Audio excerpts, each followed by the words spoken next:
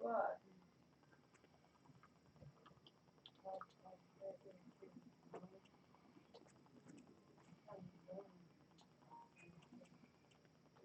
Ooh, never mind. You're doing a live stream pretty soon. Yeah, I'm sort of starting now. You're doing a live stream soon. You guys talk on the video chat with people. Yeah. Yeah, so you're probably hearing a little bit of noise in the background.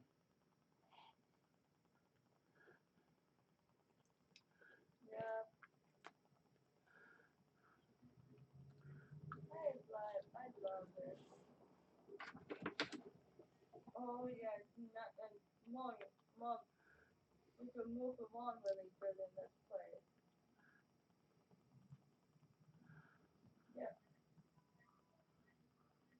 No, we're having the pub. They probably have Austin tear it down.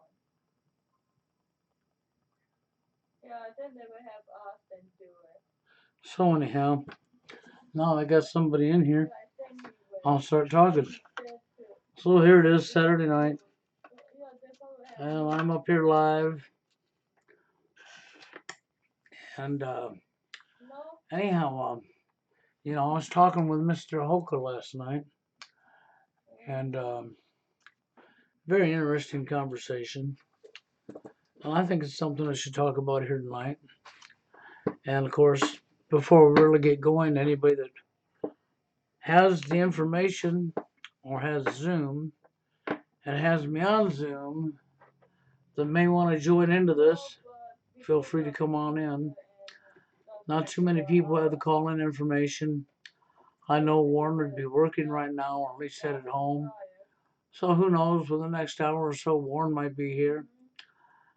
Okay, we'll just see who comes in, who calls in, who wants to be part of this. But anyhow, the topic last night that I was talking with Mr. Hulk about was how do we really know what the numbers are of men that are living TFL? That's right. How do we really know what the actual numbers are in society or around the world? Okay, to really get a grasp on how bad it's become. You know, it's hard because nobody ever does a survey or statistics on how many people are single. That's right, how many men are single? How long have they been single? What's the reasoning they're single? Nobody ever looks for that type of stuff. You know, and if people would look for that type of stuff, maybe we could get a more accurate number.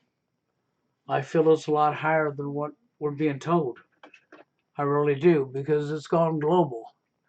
And so many men have come forward over the years, and so many men have been experiencing the same thing over and over and over. Okay, and it's not that a woman couldn't, but you know, the way society's been set up, I guess you'd have to go overseas and it would be backwards, wouldn't it? It'd be that men are having all the choice and the women are the ones being, and then you come over here and it's the other way around, or in any of your Western countries, United Kingdom, that's right, Australia, here in America, Canada, and on and on and on.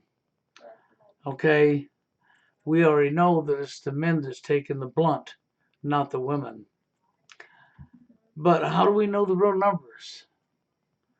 And I thought that was an interesting point of observation to figure out what is the real percentage of men that can't get away in their life. It's no different than when you see a woman with a guy with a girl. You don't know them. You don't know either one of them. You don't even know their name. Don't know where they live or anything about them. And people want to make assumptions right away. That how did this guy get her? Or he's too ugly for her. You know. And you hear this stuff going on all the time. Making assumptions for people you don't even know. You know, it's hilarious sometimes because sometimes you might make an assumption and later on, if you ever really knew the truth, you found out they were actually a brother and sister. They wasn't even boyfriend and girlfriend. Other times you find out, oh, they knew each other for a whole lot of years. They're together because they've known each other for their whole lives. See, this is stuff that people don't know. That so many guys out here that I hear doing videos, even on TFL topics, they will make these assumptions. So, and when you make them assumptions, you're only asking to be possibly wrong. You could be right, but you could also be wrong. Yeah, I see you there, Mr. Toronto man. If you want in, give me a second. I'll bring you on in. Okay? Just give me a second to get this brought up, and I'll bring you in. Yeah. Ding, ding, ding, ding. Mhm. As soon as I find you, that is. Okay, you have an invitation sent out to you. With that being said, I'm back over here where I can see my page now. But so yeah, that was an interesting topic that I was talking with Steve last night about. And so, Hey, Bill. hey, how's it going? Uh, Hey, it's meet. going okay. I sent you an email about this video you should check out. It's a like a how do you say it? Do you remember Chris Hansen and Dateline NBC? Oh yes. Okay, well, in the email I sent you, the person who's doing who's playing the Chris Hansen, whatever, he mentions the word incel, and I thought it was kind of interesting how he thought incel the guys should be desperate to snag any female of any age group. Well, yeah, I know what you're saying because this is my feeling when it comes to what you're going to see happen. And because I've already witnessed it happening, turd flinging monkey put it in your face. Okay? They actually put it in your face. What they're wanting to do is lump incels along with TFLers as one and the same. But incel and TFL are not one and the same because incel is focused on you can't get laid. The majority has always been about not getting sex, okay? TFL is not about just not being able to get sex. It's about companionship. It's about wanting that other person in your life. Okay, so there is a difference there. I mean, if you're only chasing after tail, you can go hire a prostitute. You can go to Vegas outside of Vegas where it's legal. Okay, if that's all you're chasing is tail. But Yeah, the but what? majority Yeah, of guys that are TFL from being rejected, and it's not. And the majority of true TFLers, sex is the last on the list. that's true. But in the video, the guy makes a reference to incels as he catches an immigrant from Mexico, and the immigrant from Mexico only speaks Spanish. And in the text, okay, what happens is the Mexican guy was using online dating sites, and this thing was that the guy posed as a 12-year-old girl, and the Mexican guy took advantage, and then they met somewhere in Walmart, Right, right. I know what you're saying. and then The only thing that I would say, is one of the things I think that disgusts me most about Chris Hansen and the online thing, is the fact that if you really take a look at the reality of that show, you know, the only people that could ever be a perpetrator of a sex crime is a man. that's If true. you go along with that theory, then the only people that could be a perpetrator of a sex crime is a man. And that's not true at all because there's many women, okay, out there, believe it or not, that actually are even pedophiles themselves that victimize children and stuff, but that's never reported. That's not talked about. Okay, now think about gender roles. Gender roles was designed that the man does the approaching, the pressing, the everything, right? So of course, the only people that are ever going to be popped on Dateline NBC with Chris Hansen are going to be men. Oh yeah, yeah, but That's true too, but what I'm saying is that the guy brings up incel, and when he brings up incel, he's saying that only incel guys, only virgin males. This is his, and he's saying that only virgin males would be desperate enough to go for younger younger girls, and that's just so incorrect. Well, that would not only be incorrect, but let me throw something else at you because I got a feeling this is what you're witnessing. When you watch NBC Chris Hansen and you watch To Catch a Predator, okay, Yeah, I would be willing to put money on this that everybody you see in their episodes that they're arresting are actors. that could be true. Okay, I would be Because willing to place money on that. That everybody you see in our actors has all been scripted out. It's all been put together. It's not even real. Okay, and so and in that type of situation, it would be very easy to take the very thing they've already done. You take somebody like the Canada run me over with the van, okay, who was supposedly an incel guy, yeah, okay. You take and he idolized who? An Hollywood actor, L.A. Rogers. correct. Okay? When you start really digging in, looking at it, and then you pay attention, I've told people before, turn flinging monkey is no more than a military. He's an agent. He's a plant. The guy is not here to help the manosphere. The guy is here to help keep the vision alive and keep the problem actively alive. Okay, and to infiltrate, to stifle, to whatever. And even when he broke down the categories, him himself took incel and put a circle and put incel TFL, and one circle is one and the same. Okay? So as long as they keep putting it one and the same, they'll always just report incel and say, oh, well, TFL guys are incel. They just got another name for themselves and blah, blah, blah, blah. So that you fall into that same category. Do you follow what I'm saying?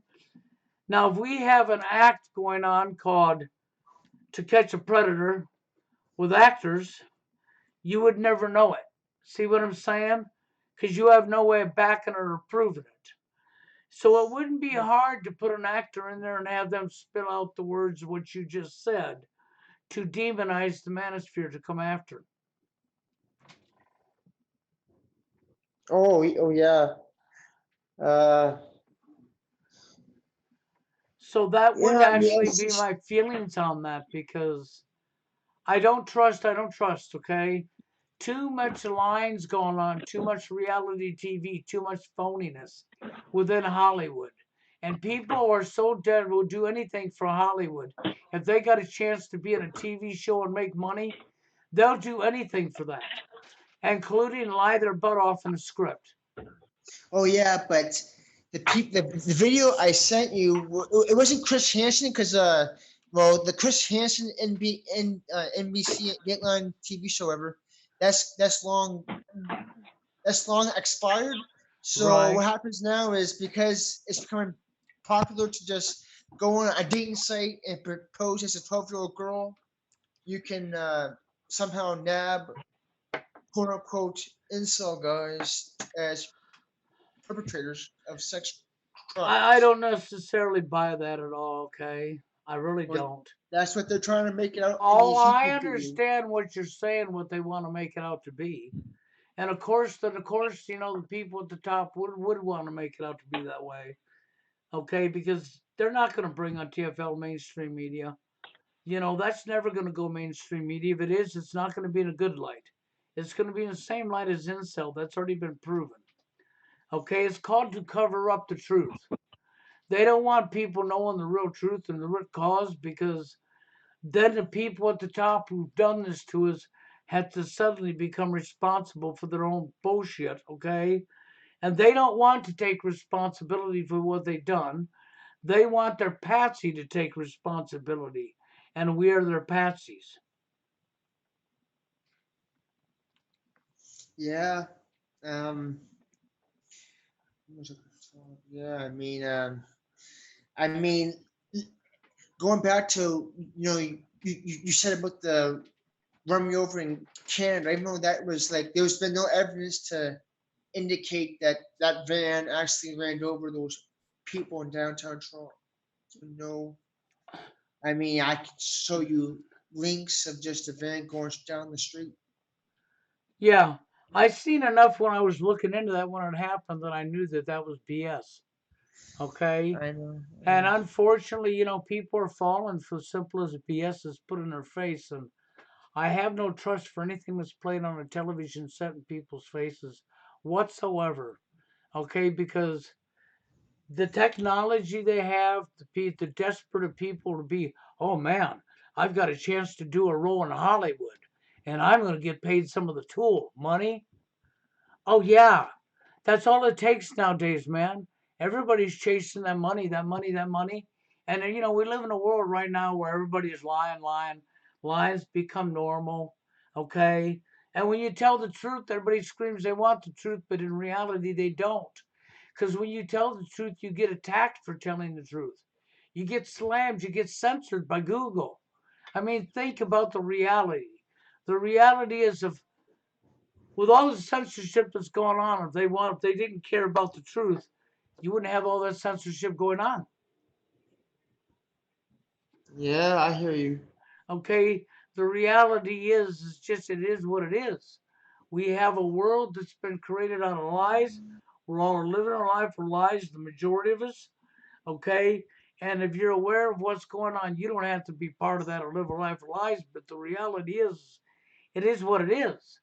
Because when I think about it, even what Steve was talking about yesterday, when I was talking with Steve, he's correct. How do we know the numbers? How do we know the actual statistics of anything, Yeah. especially Well, TFL? You're taking a guess. You can't accurately say nothing. well, I've been on plenty of fish recently, and it's no, it's just like what MGTOW said it would be. If you're a male, you don't get any responses. It's very correct. Uh, Well, especially, that part's overall what you're saying. I know what you're talking about the dating sites, yeah. and overall what you're saying, you're correct about. Yeah, okay. But also understand, even then, what's the statistics of how many are actually real girls that are there, or how many are automated bots replying to you? I would say, I mean, this. Well, again, like I said before, like I live in a very asexual dump, so I would say like dating sites would probably be the go-to resource to meet a female these days. It's gotten too bad outside. I would probably say they are real legit females. Well, yeah, I understand that because I've met a real legit female on Plenty of Fish.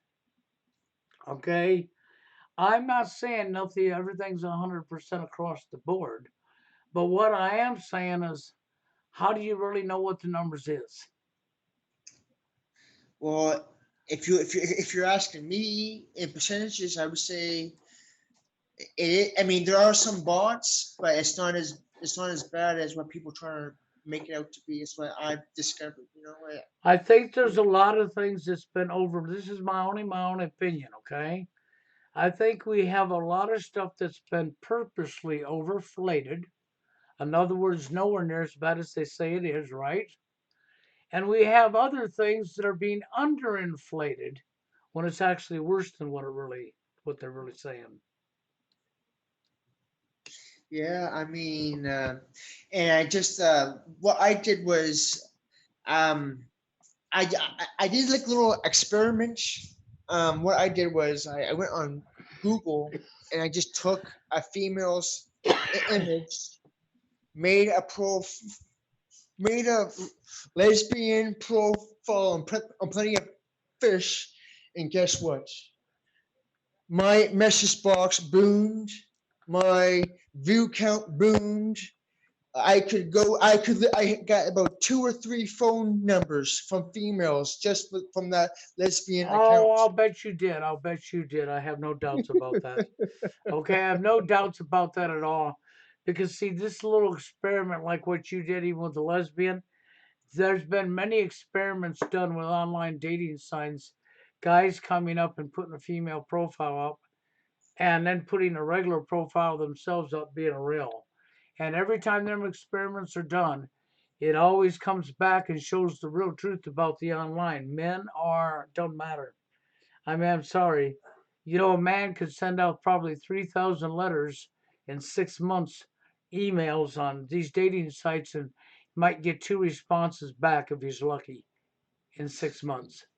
Yeah, Um, like what you said before, like women love women and men love females and men hate men and women hate Women, men. That's yes, very true. I that mean, were actually Steve Hoka's words. See, I don't take anything away from Steve. And his words, to be exact, was women love women and men love women, and women hate men and men hate men. And, you know, and that is a very, very accurate statement in today's world. It really is. And, you know, a lot of people, well, no, that's not, well, okay, you can deny it all you want. But it stands out big time like the world's biggest band aid. Because when's the last time you watched 30 years worth of female shaming on your television set? You haven't. But you have when it comes to men. yeah, that's true. Anyway, yeah, I mean, it's pretty sad. I mean, Yeah, well, you know, Chris was talking about the same as the okay, the fall. We was talking about the false flags. See, that's my whole thing about even the Catch a Predator series. I mean, for all we know, it doesn't matter who you are. For all we know, these are nothing more than actors and a whole yes, thing put together to make it look like they're really burr off the streets when they're not. yeah, I mean, there hasn't been any convictions ever that have been like you know how on the show they say that the creep goes to jail and then he goes to court. They said Yeah. that there was never any convictions on any of Well, those no, I mean, cases. if you really get digging into it and start looking for everything, what you're probably going to find out with a lot of this stuff is there was no, it wasn't even real at all. It was a mock courtroom. I mean, Hollywood has mock courtrooms that they'll use. So you think about it. You could take a bunch of actors because people are this desperate. They will do anything for money and fame with Hollywood. So you could get a handful of people without any problem, and you could take one of Hollywood's mock courtrooms, and you could set that up to look like the real McCoy, and you could make a fiction story and write that dang thing down, and have people doing their roles and practicing, and you can film and edit it and make it all done when it's said and done, just like they did with Trayvon Martin. Yeah, Okay? It's so easy to pull the wool over the public's eyes. And this is where our world's gone because we're allowing propaganda to be reported through your television set. We have legalized lying to the public. And you got to really think about that. When you legalize lying to the public, and Hollywood's involved in all this stuff with the government, and it's become legal to lie to the public, okay? When you really think about that, with what we're living in right now, then there ain't a damn thing you can trust. You have to trust your gut instincts and your own research and your own eyeballs because what other people tell you or what you see on your TV set, chances are will be not true at all. I mean, I was never into like the reality TV shows on TV anyway to begin with. I mean, it's all like it's all off a script. You know, it's been all been scripted. I mean, I even but what's happening now is in where I'm at now, you got online vigilante creep hunters using online dating sites, and I don't. And putting up It's a profile, I think I know what you're talking about because I've run into a couple guys that are all over. They're all over. I mean, their channels are big on YouTube, and yeah. they're using dating sites and they're posting up profiles of somebody underage and then going after the people that hit on them. Okay, But which is a you know, and the sad thing is we do got a bunch of dumbasses out here that would hit on younger people. You know what I'm saying? I know what you're saying, yeah. But what But happens but you is, can't link that to one thing. You I can't go and know, say that's Well, that's because they're incel or TFL. Because there's No, no no, no. truth to that at all. Like I said, I sent you the link in the email, and the creep hunter, he said that he would understand if an incel guy did that than a married man, and I just felt blown away. That would actually piss me off. I'm probably gonna check that out. I ain't got time today. I know Okay. But he's I'll like I can definitely, understand. I wasn't even in my email today, so I will check my email and I will definitely check out what you sent me, okay? Mm. Hey, Bill, it's Dave. I just checked in a couple of minutes ago. Can you hear me okay? Oh yes, just fine. How you doing, David?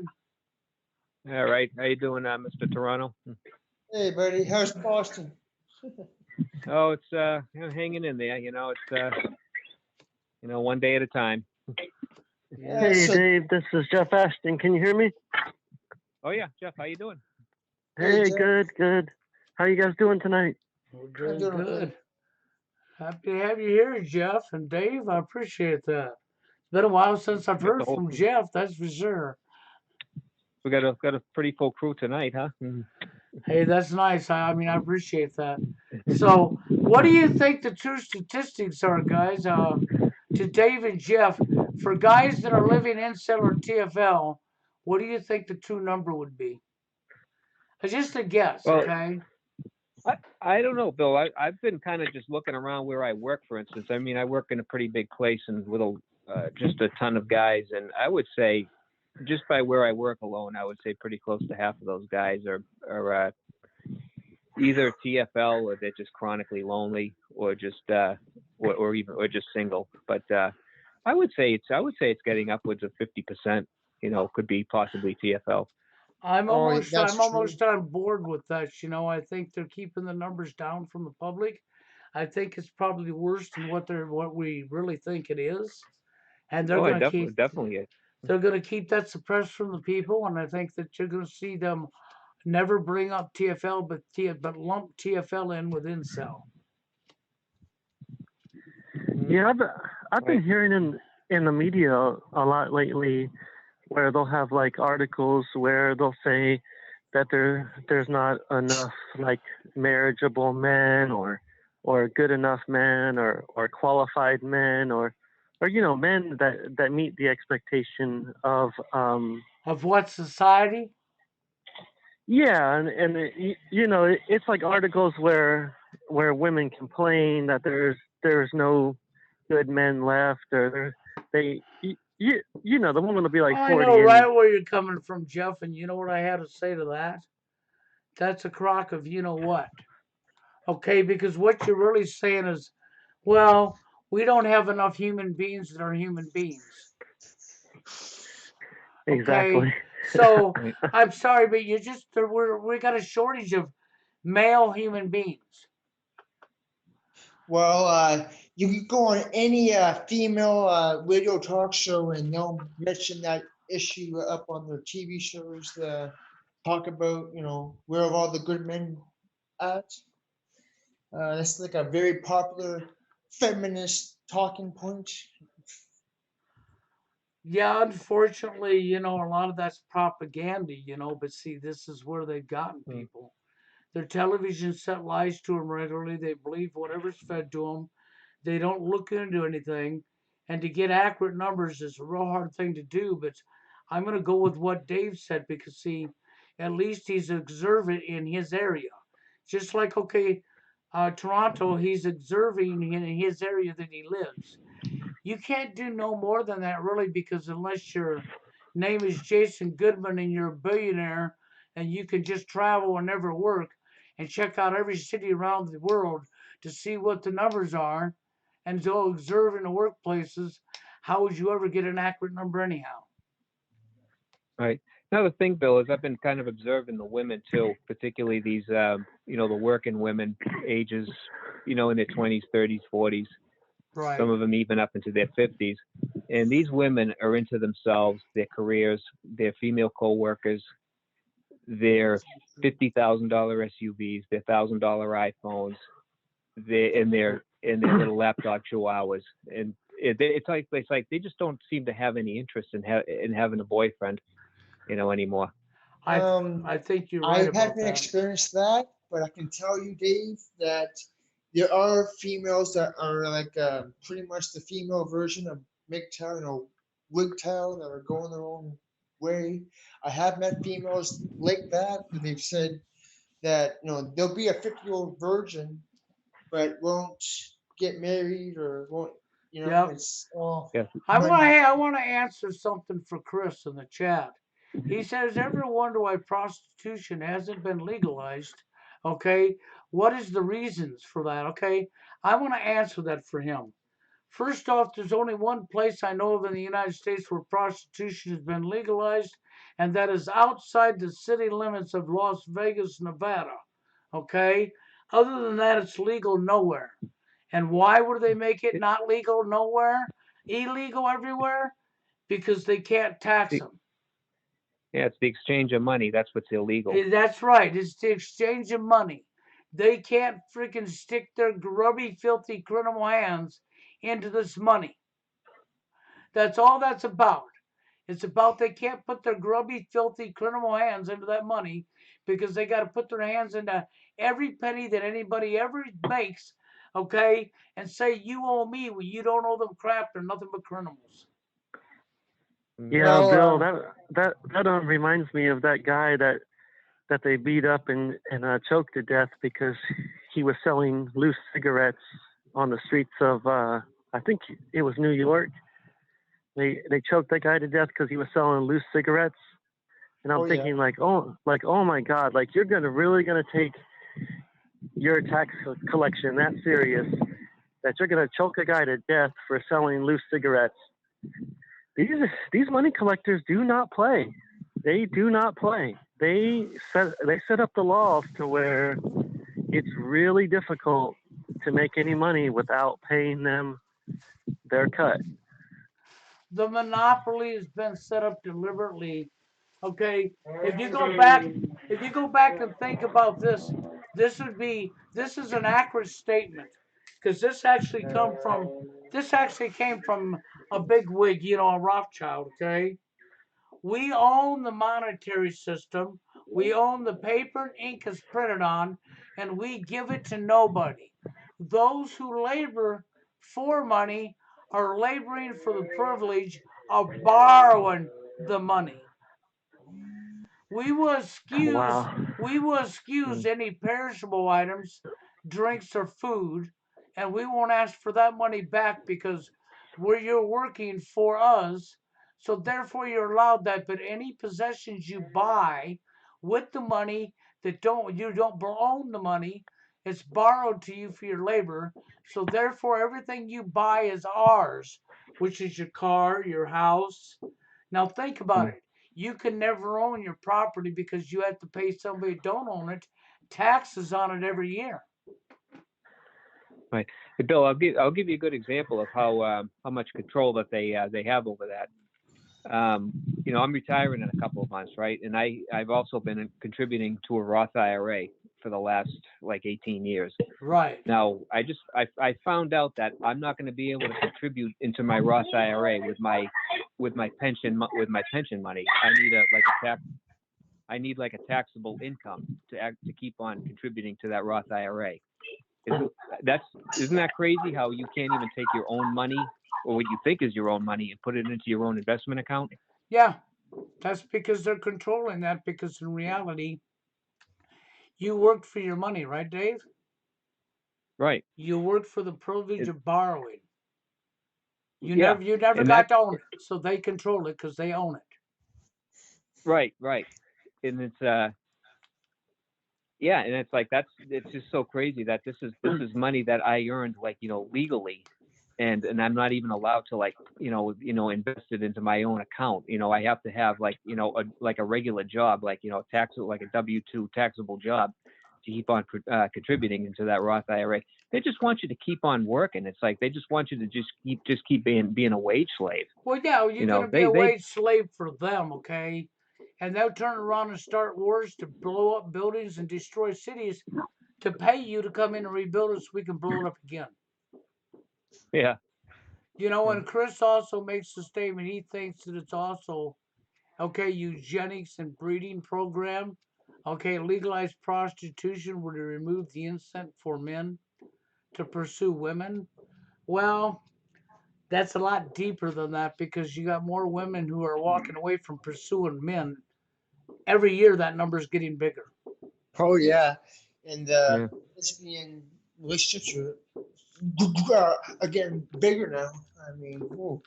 You can just pretend to be a lesbian on these dating sites, and you get your message box booming and shit. I think getting the actual numbers would be hard, but I wouldn't be surprised if I'm sure right now that we're probably 50%, and we could even be higher than that. But I don't It's think we're ever going to get an accurate estimate on it because I see mainstream media and people lying all the time. yeah, Right. it's, Yeah. Yeah, Very, yeah, Bill. very I negative. I think it's around 50%. I mean, I know quite a it's few guys probably more than who I know quite a few guys who have maybe been on one or two dates in the past 3 years, and I mean, we're talking 1 or 2 day relationships here. Maybe they get flaked on, and then they go, 3 more years without even dating, and that's about half the people I know. And then the other half of the people I know are just unhappily married. Um, Yeah, because so yeah, unfortunately, you're correct. Because you're married doesn't mean you're happy. yeah. So I mean, I put it at about 50% of guys who are TFL or semi TFL. Maybe they could get somebody here and there, but overall, the women just aren't. The women want a career. They like the women are so brainwashed that they think that they're going to get this career, and it's like as they go through their career into their 30s and 40s, they feel in their minds that they're becoming more valuable to men, when in reality they're becoming less valuable, and their demands are going up so high to where you have a 40-year-old woman, getting you know the getting her eggs frozen, but she wants a man that's also making $80,000 like her. But a lot of men don't want to be wage slaves. So a lot of men don't want to work Well, in a corporation. well, not They don't. just that. You're they're- correct. They don't meet the expectations Yeah, of these women. well, you're correct about that. And you want to think about the other aspect of it. When you got a high number of men that can't even get a woman in their life, or they're lucky if they freaking can get a date once every 3 years or something, then they have no incentive to want to work and contribute to a society who's destroying their lives. Exactly. I mean, to be a wage slave, like if you take the average person that works at a corporation in America, they hate their life. They really hate their job. They get treated like shit in these corporate jobs. I mean, they're basically just slaves. They hate their life, and a lot of men just don't want to do it. They'd rather start a small business, like me, Bill. I mean, I've got a bachelor's degree in mathematics, and right now I'm earning a living with a small cleaning business. I Just thought I, because I thought you were teaching. I taught last year, but I didn't go back this year. So right now I'm just working my cleaning business, just because I just don't want to put up with the shit involved with Yeah. these corporate jobs and these teaching jobs. These teaching jobs are just as bad as the damn corporate jobs too. And it's Yeah. like, Just do. I believe that. Go Yeah. ahead, Just do Dave. what you're most comfortable with, Jeff. That's the way to go. If you're happy doing with what you're doing, just stick with that. That's what I recommend. yeah, I mean, I make about the same money. The only difference is I have to work a little physically harder, but at the same time, like mentally, I'm not being fucked with like people get Right. fucked with in these corporations. It's like it's like the mental part of just being a wage slave in these corporations is just who the hell wants to live like that? Well, Right. I know. unfortunately, I know, but unfortunately, let's think about the reality. Money has been the perfect weapon against the people. and it really has, and it's actually the root of all evil. Because you have people out there that they don't get enough. They don't get enough. They're striving for more and more and more and more. Even if they've got more money than they'll ever spend, they still need yours too. You know, and even right here on YouTube, I can give you a prime example of that. Jason Goodman. The man is Mr. Hollywood himself. The man is a freaking billionaire, and he's up here asking for donations. Wow. So when you think about the guy's young and he's a multi-billionaire. I mean, he is big and he's living in this 4 point something million dollar freaking penthouse high rise up in Manhattan, New York. And he's doing live streams every day and he's traveling all over the damn country and renting vehicles and doing his live streams every day from all over the US. Okay. Okay, so now but he has to have your donations. Oh, Yeah. going back to the job thing, there's this theory I think is pretty accurate, where if you post controversial stuff on Facebook or maybe YouTube, companies that you apply for can check out your first and last name, and if it's linked to a Facebook account and you're like an I don't know, controversial person who posts like right stuff, like well, they consider it like all right, bringing the family unit back together, or all that good stuff. They can actually choose to not hire you or even fire you. I don't know if you guys have ever heard of that. Oh yeah. Yeah. That's the thing, to Toronto. When you work at these corporations, they control everything that you say. You're not a real person. You're not a human being. They control what you're allowed to say. Well, So it's like you sign up at a corporation, you can't make a YouTube channel. They control what you're allowed to say. You're not a free person if you're working at one of these corporations. That's actually going more than corporations. That's starting to go around, and people don't realize it. It hasn't hit full stream on jobs yet, but there are companies and jobs that are moving to the direction of they can check into your Facebook or your YouTube and make a decision based on what you're saying if they want to hire you. And so Yeah, there's been it's not a good thing that that's going on, because in reality, you're losing more and more of your freedom. right. I've had a couple of coworkers of mine lose their jobs over Facebook posts, in the past. So yeah, it's definitely out there. It's definitely widespread. Yeah. Uh, So, it's a tough one because we're in a society where technology is taking over, and you're not free. People think they're free and they're not. They never have been. I would always just say, the American dream. Well, that's all it's ever been, is a damn dream. Yeah.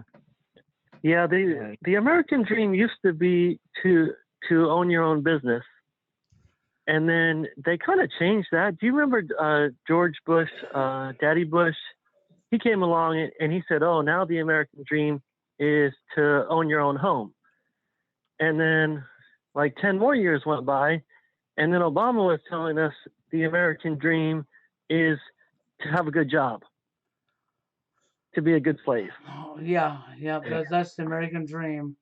So, And Obama also said that it was going to be pretty much impossible to earn a living without a college degree. I remember him also saying that. So now that they're pushing you to go to college and take out a $200,000 student loan and be a indentured servant to that for the next 25 years. oh, I It just never know. ends with these people. And Trudeau said all men should be feminists. Justin Trudeau. He said all men should be feminist to support women's rights and shit. It's just, I mean, he's going to lose this term this year. But, I mean, too many Canadians are waking up, but It's just that in Canada we don't have that much of a like you guys in the U.S. You guys have like really good leaders. We don't have one. Good leaders? Where? JFK, Oh well, he's dead. Sorry. Roosevelt. I mean, you know, I'm just wondering where you're seeing them good leaders at because I want to find them. Well, Canada has have. Can you name me one good Canadian prime minister? Well, I think they're in bed with the same people our guys are in bed with. No, I don't think we've had any good leaders, Toronto. That didn't get a bullet in their head. That's how you know which ones are good. It's the ones that get the bullet in their head. That's the answer right there. I'm inclined to agree with that. I really am. Yep, that's how you can determine who the good leader was. I mean, yeah, but look at what Trudeau is saying, though. He's worshiping the LGBT agenda. He's worshiping the feminist agenda, and it's destroying Canada. So, I don't. It's you guys complain about Trump, but Trudeau's actually 10 times worse. I don't know, it's one of them things that I would just have to say that, the system's been hijacked many, many years ago. Our society we know it's totally messed up, but it's hard to put an accurate number on anything because how many, it's like when people want to say, oh, everything's going about looks. Well, a percentage is about looks, but it is not what people think it is because I'm telling you, man, I've seen obese men that have no problem getting a woman. I haven't seen actually. I've never. Oh, I'm getting the I most. have. Now, I'm not saying their relationship is good. I'm not talking about the way they're treating one another because I that's mean, that's an epic failure in today's society. I'm still I'm like Bill. I've never seen an ugly guy with a good-looking female, especially in Toronto. I don't know if you guys have seen it, but I haven't seen it at all.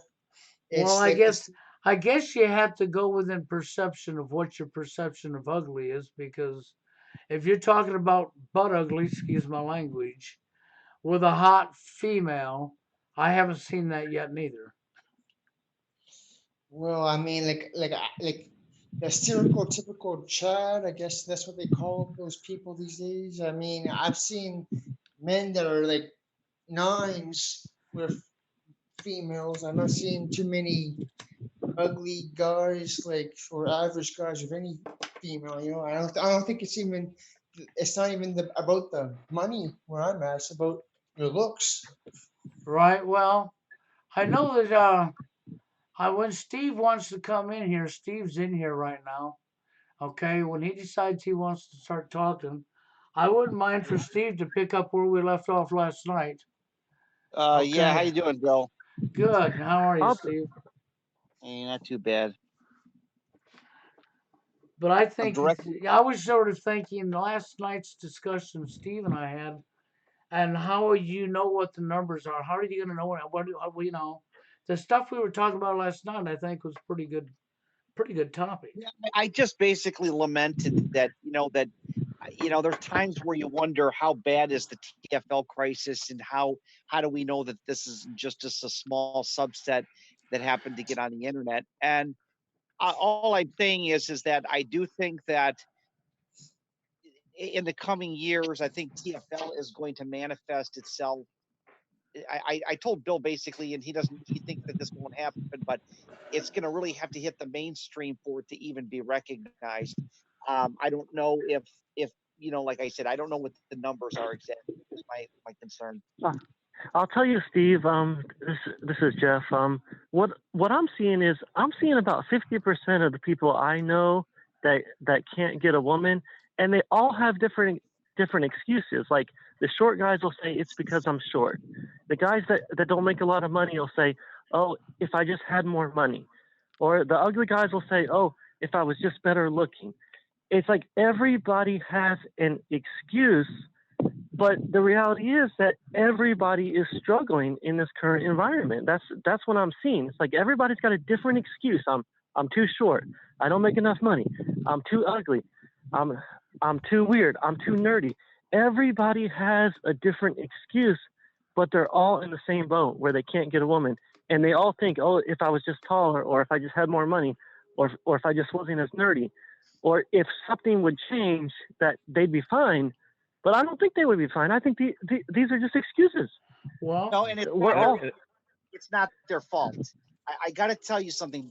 Most of what's happening to most guys in the dating scene has nothing to do with your vibes, your aura. I'm a little disappointed. I haven't seen this guy's channel in a long time, but I checked his channel today, and that guy Jaded Creep, or he used to go by X Jaded Creep, he did a video. Now he's lamenting that women are picking up on all this, like from 5 miles away. I mean, he's kind of flipped the script in a way, and he was pretty good, and he's kind of the opinion that the dating scene is still doable. I don't think it is, because I think that we're living in a different zeitgeist today. I really do. I think that it's got very little to do with you personally. Because if that was the case, I mean, let's face it, if there was it's, we could agree that there's not enough Chads to go around. You would have women at some level still flirting with you at least once a month. You know what I'm saying? Mm. Mm, Well, what I find, Steve, is that I think more women are just not interested in these days. I just from what I see. I mean, what do you Oh think yeah, about that? no doubt, no doubt. There's no hurry up. I mean, I did the Tinder thing for a short time, and I kind of got off that because I realized that it's like just mental. I don't know what it is. It's just twiddling your thumbs and getting nowhere with it. You're swiping and swiping, and then you might get a couple responses from your swipes, but it doesn't lead to anything beyond. It does very rarely does it lead to a date. Right. I gave Match.com a shot, a few years ago, and I experienced the same thing. I was on there for about 6 months, and I probably sent out about 50 or 60 messages to all these different women, and no replies. And well, yeah, it's Dave, I was on Match.com too a couple of years ago, and I got pretty much discriminated against based on my age. So I just, yeah, it's kind of a waste of my time going on there. But you're not that old. how old are you, Toronto? I'm 25. Oh yeah, because I'm almost 50. I just turned me. Well, I'm the same age as Steve. I mean, we're both 49 years I old. mean, young guys. I think I've said this. Young guys are like finishing dead last. I mean, no, not even the young girls want young guys these days. It's all old guys on my end.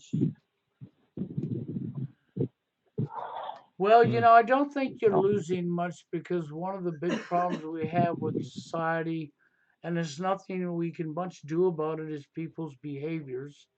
And we don't treat, and people aren't treating people. I mean, look how toxic the manosphere's become.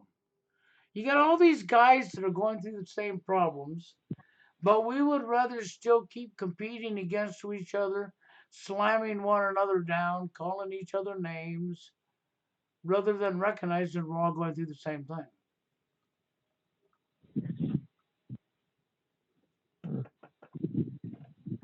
Yeah, that's completely correct, Bill.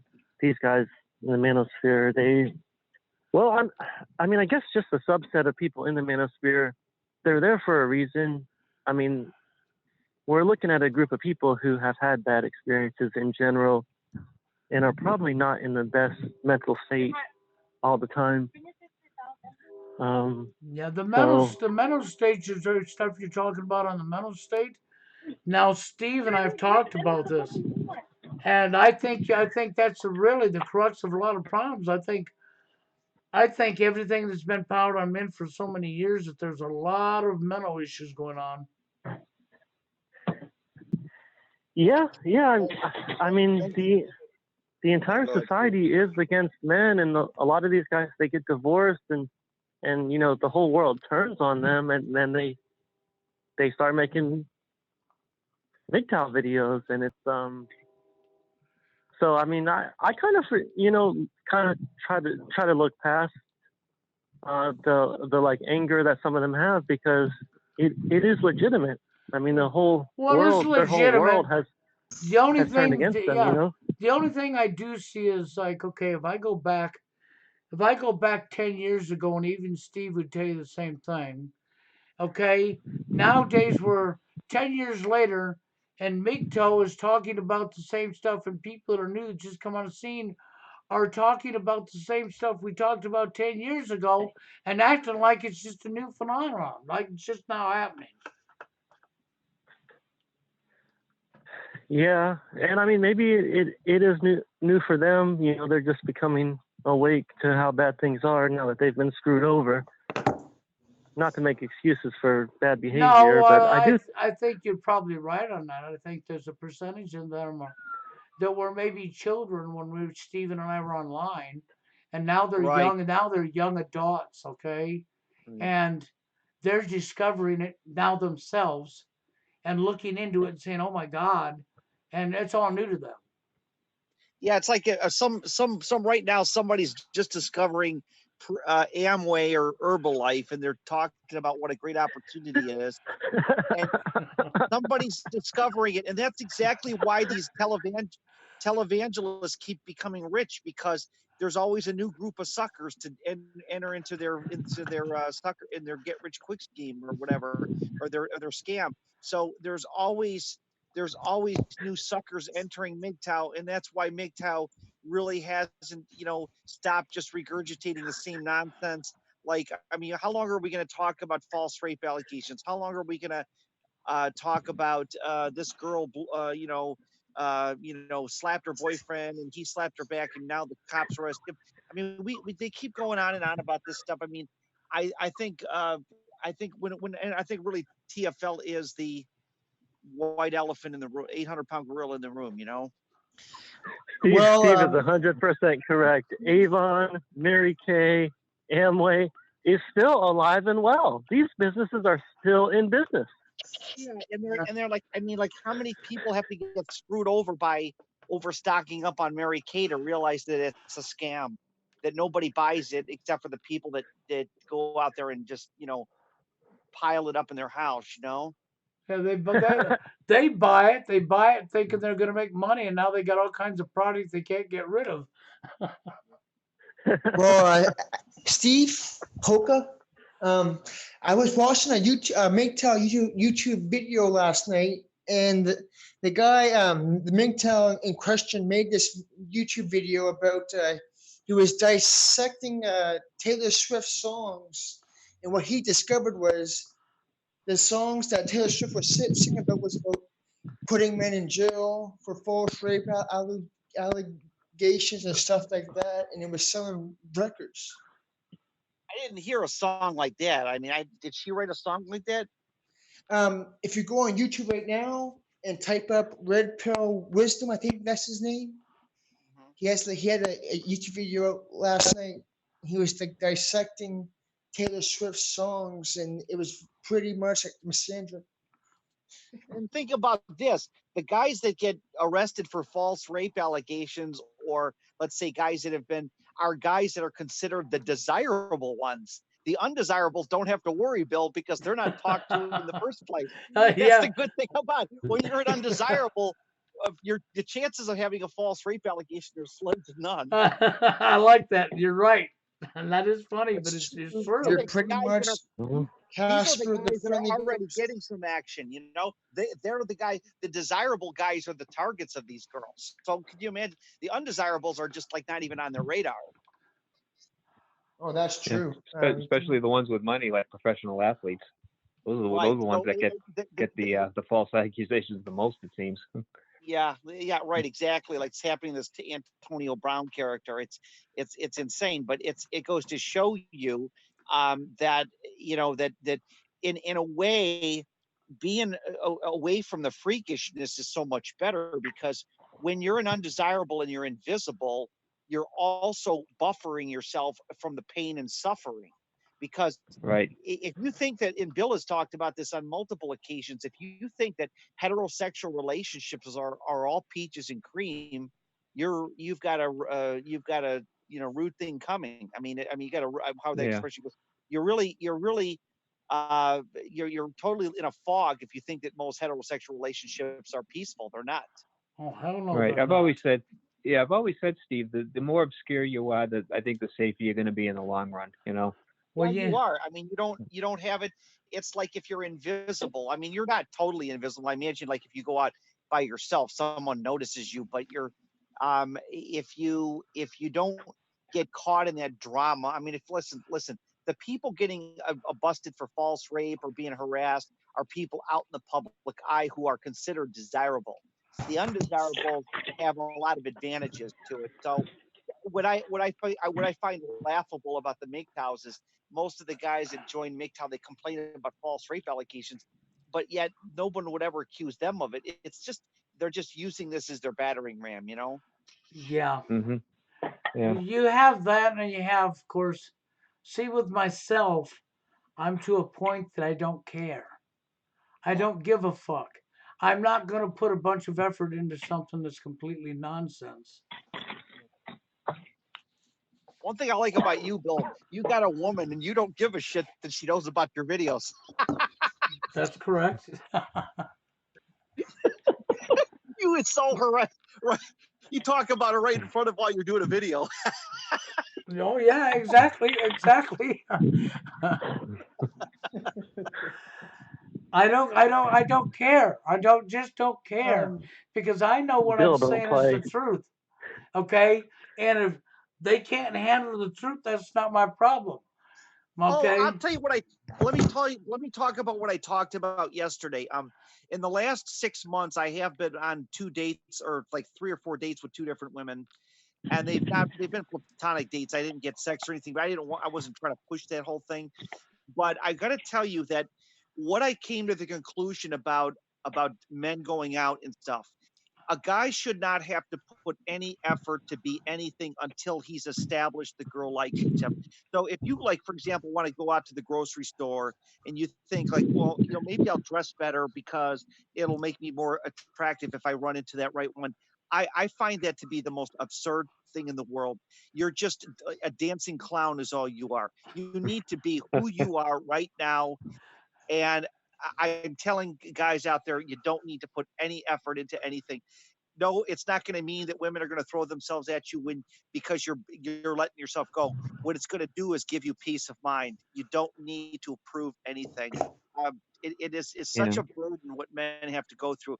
I'm telling every guy out there to just be yourself. That is Right. exactly it. Yeah. You be yourself. And Don't it give usually, a flying. Go ahead. yeah, it usually happens by accident too when you least expect it. You know, when you're not really looking. Yeah, That's but when. I would not want to. Here's what I want to tell you though about that.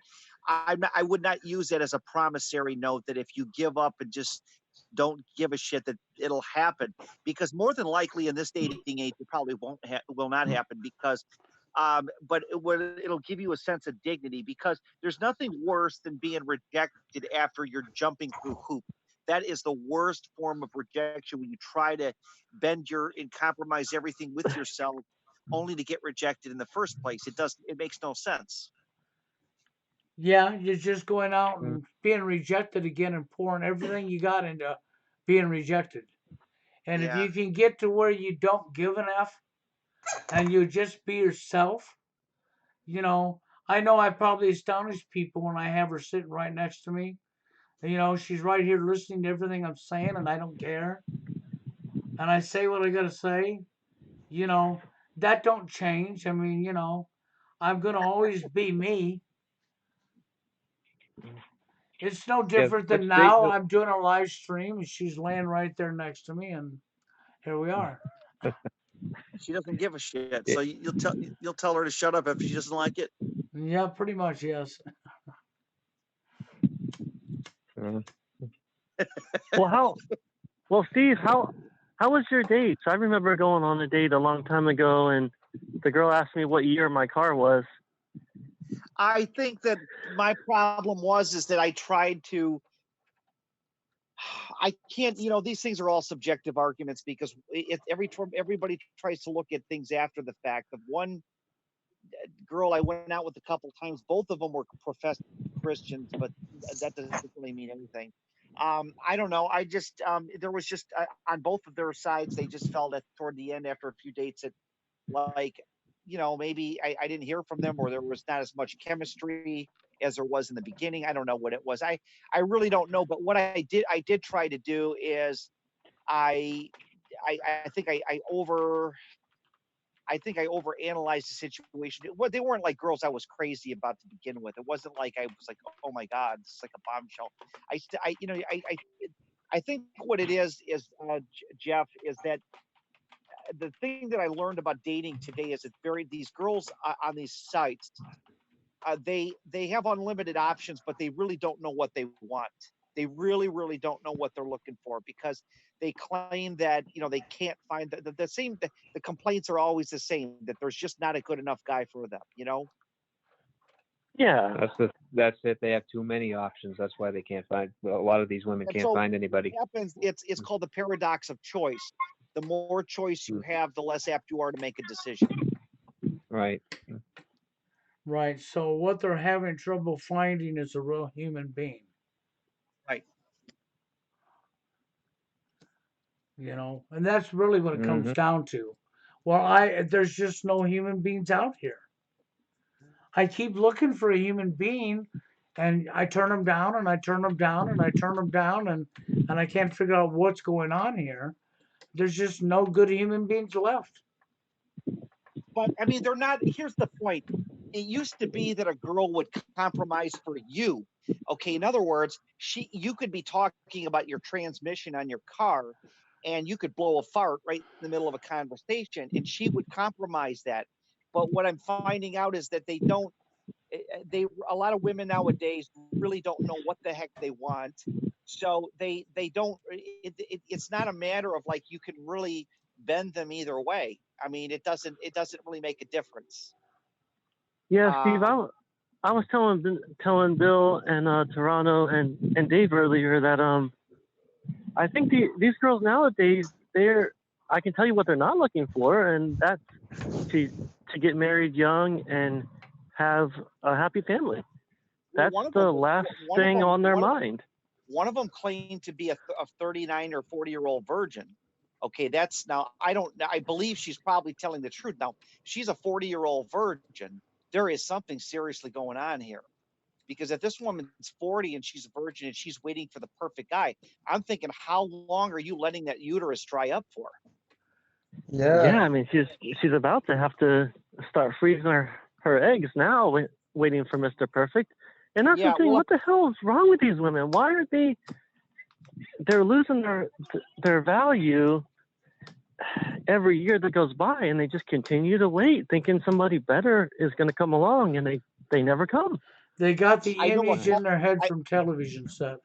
I know a lot of women that are childless. I've dated a couple of them that are childless, and it's like they don't seem to be in a hurry at all. And I don't know. There must be something going on that's making women not even really desire it at all. I mean, it seems like the ignorant hillbilly women, that my little grandbaby types, they're the only ones having children, or the children of these grandmothers. I mean, these people in trailer parks are more of a credit to the human existence.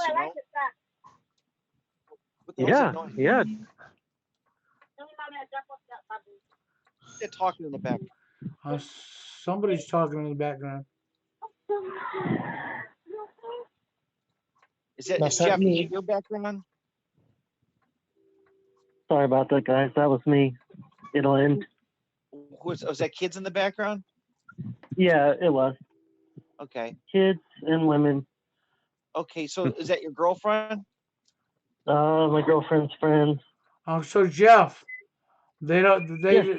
Are they hearing what's being said?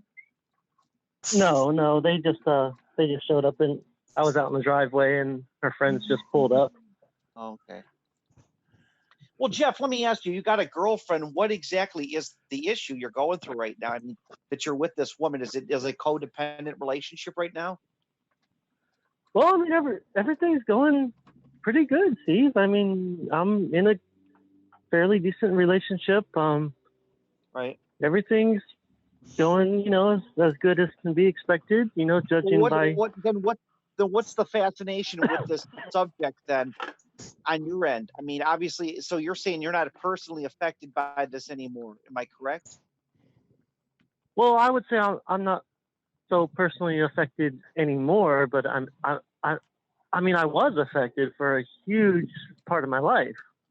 I Right. feel like I'm a person that just got like really, really lucky, like almost like I won the lottery and was able to to find a girl. She's she's a Asian girl that she came over here when she was like 32, Yeah. and so she's her mentality is, it's almost like somehow she never got Americanized, or she never Yeah. really got the normal brainwashing that I see from pretty much every other woman I've ever seen in Yeah, my. at 32, it would be very hard for her to change. I mean, unless she was real young. I know what you're saying. It's possible that she can.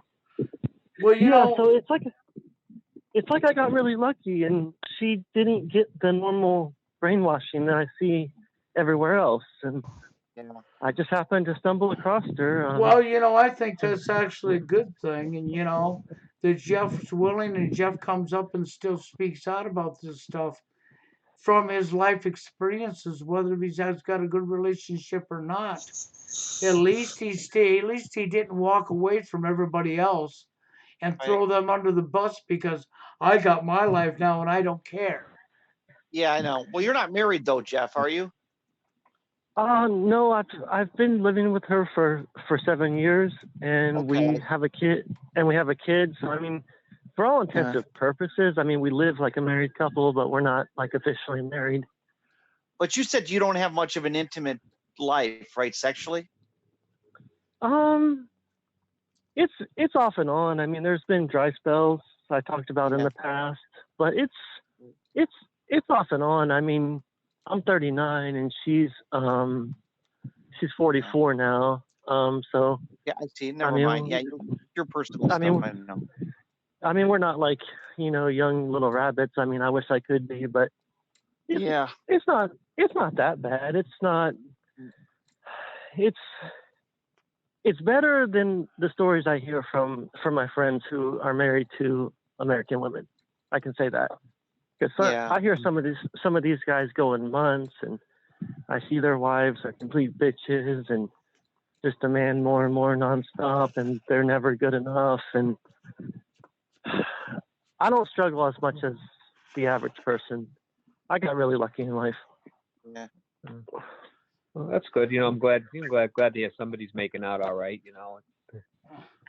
I kind of wish Well, I could say the same myself. Yeah. Okay. I mean, I struggled so much when I was young, like, because girls didn't like me at all when I was young, and Right. I don't know what happened. When I was 30 or so, I met her, and it's turned out okay so far. I mean, if I can make it till my kid's 18, I'll consider that a Yeah. victory. Right. Those were kind of my best dating years, from the age of 26 up until I was about 34. Well, the last 15 years, it's just been there's just been nothing there. It just my dating life came to a freeze. Back in 2000. Back when I was around 34, 35 years old. So there's been I very thought you very said. little. Yeah. And I mean, I'll tell you, if it doesn't work out here, I mean, I'm pretty much gonna give up all hope, because I just don't. If it doesn't work out here, I just can't see myself approaching women and being rejected and dating these. I just see.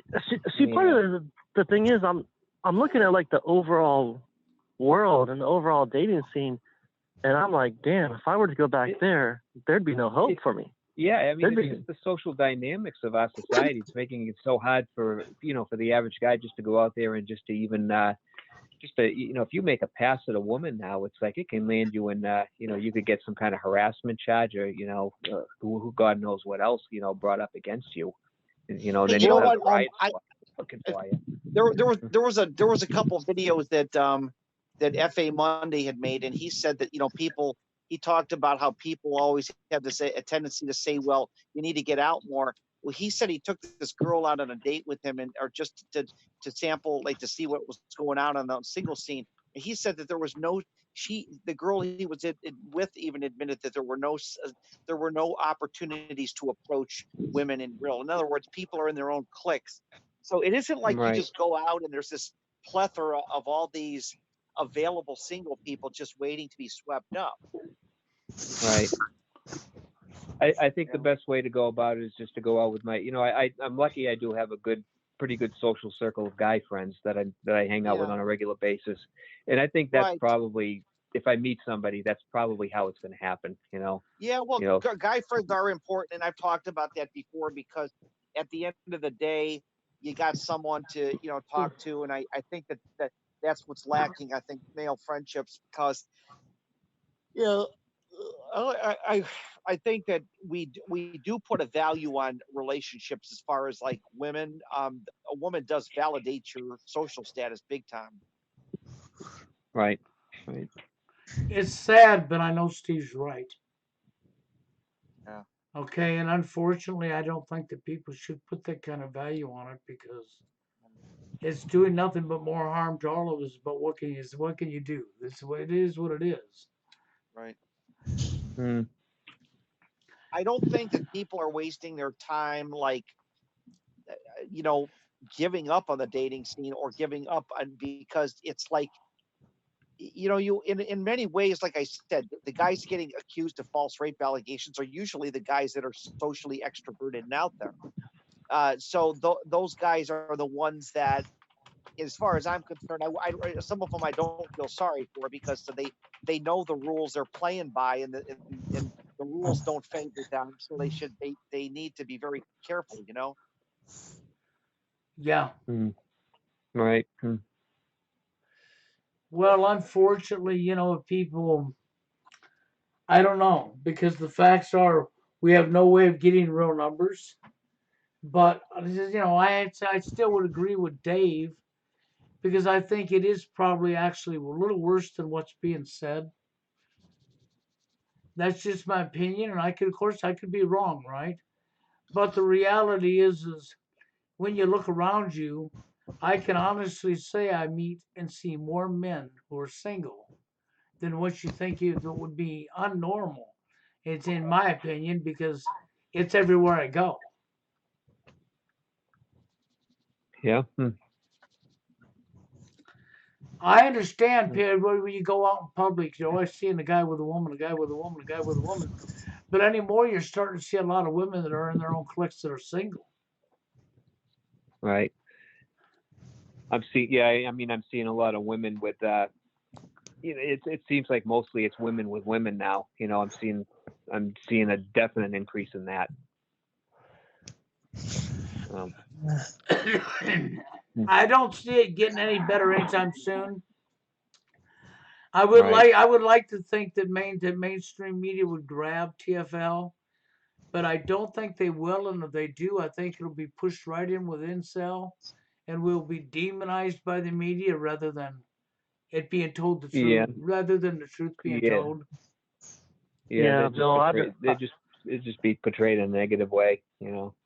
Yeah, I don't see any indication that the media has changed in any way as far as caring about anything that concerns men. I don't see any indication of that. I still see more and more articles and news stories just about how some man abused some woman. Keeping the I'm not seeing problem it. going. That's right. Keeping it going. That's why I Yeah, I said mean, earlier what I said about Chris Hansen and NBC Catch a Predator. And I think about that more and more, and the more I think about that, the more I realize that entire damn show was nothing but actors. It's I a think big it stage was show, too. Bill. I've wondered if those were all just actors in this show, if those were real people. I think they're all actors. I don't think Yeah. any of And the cases are even real. I think it's just all fraudulent. yeah, You know, you I just wondered. you just think of this, Bill. Like when you go into a major production like that, you go into a to have that kind of picture quality, for a major television production, you have to have like booms and and rigs all set up and all the lighting, the TV lighting. When these people walk in there, I mean, they don't see all this television Yeah, equipment. I mean, and look, here's the other risk. Do they not think that maybe the guy has a gun on him? How do they know that the guy right, doesn't have like a knife? So what's crazy is, isn't it funny that not one person has ever physically pulled a weapon and tried to kill Chris Hansen? That's kind of suspect right there. Yeah, exactly. Don't That's you think I that mean, that's if true. you were some crazy I, predator, I, that you'd I probably would say at pull a, least, yeah, yeah. 1 out of 100 would do that. I think 1 out of 5 guys would, legitimate guys that were like, if they were legitimately real Yeah. predators, would try to pull some kind of assault on that guy. Yeah, they would. They And they would at another least thing I try to run noticed away. too, They yeah, at least Yeah, try to run noticed away. that a lot of them say, "I don't even recognize who you are." That's bullshit. Who doesn't know who Chris Hansen is? Crying out loud. That's all fake. yeah, That would be like putting Hulk Hogan in that role. Oh, they won't know who he is. yeah. But Most I'll of those, tell you guys, I really think these shows do have a psychological effect on the female mind, where maybe subconsciously, after watching these shows for 30 years, they see guys, and sure they do. subconsciously, their women are afraid of guys because they've been seeing bitches getting picked up by dudes in white vans for 30 years on TV, and Chris Hansen on TV for 30 years. It's like, this has to have an effect on their mind to where, Yeah, that's like, yeah. That's, like subconsciously they're, I don't know. I think this stuff is kind of being done to us on purpose. Like, they're purposely conditioning Most definitely women is. to not want to be with men, to feel that men are something to be afraid of, that masculinity is something to be Yeah, afraid of. That that's exactly what it is. They're deliberately doing this. They just want to drill all this notion into women's the female audience that's watching this. It And gives yeah, them that's their. exactly what they're doing. That's right. That is correct. It is deliberately done, and it gives them what they want: division, population reduction. It keeps men and women fighting each other. It keeps the problem alive and well and very healthy. Yeah, and the really sad part is, it seems like a lot of men see what's going on. I mean, obviously not the majority, but a lot of men see what's going on. But it's almost like, if you look at women, they're like perfectly happy to be brainwashed. They don't question anything. I've never met a woman that's questioned any of Oh these no, stereotypes. I'll tell you what.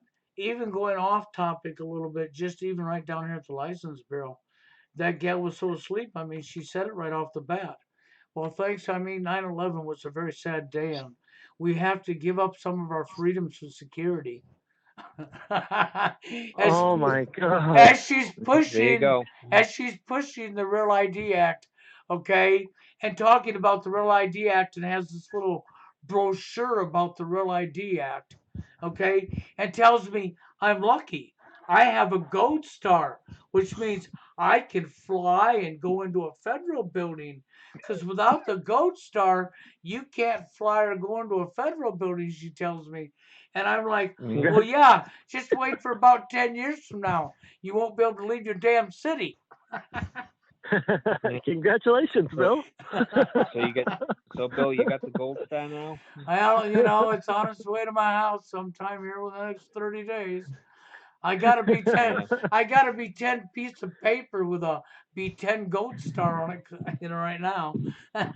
Okay. Yeah. Yeah. Because my I got to renew my license next year, next summer, and yeah, I'm gonna have to go through that nonsense What's the myself. new license going to look like? Is it a national? Is that the new law?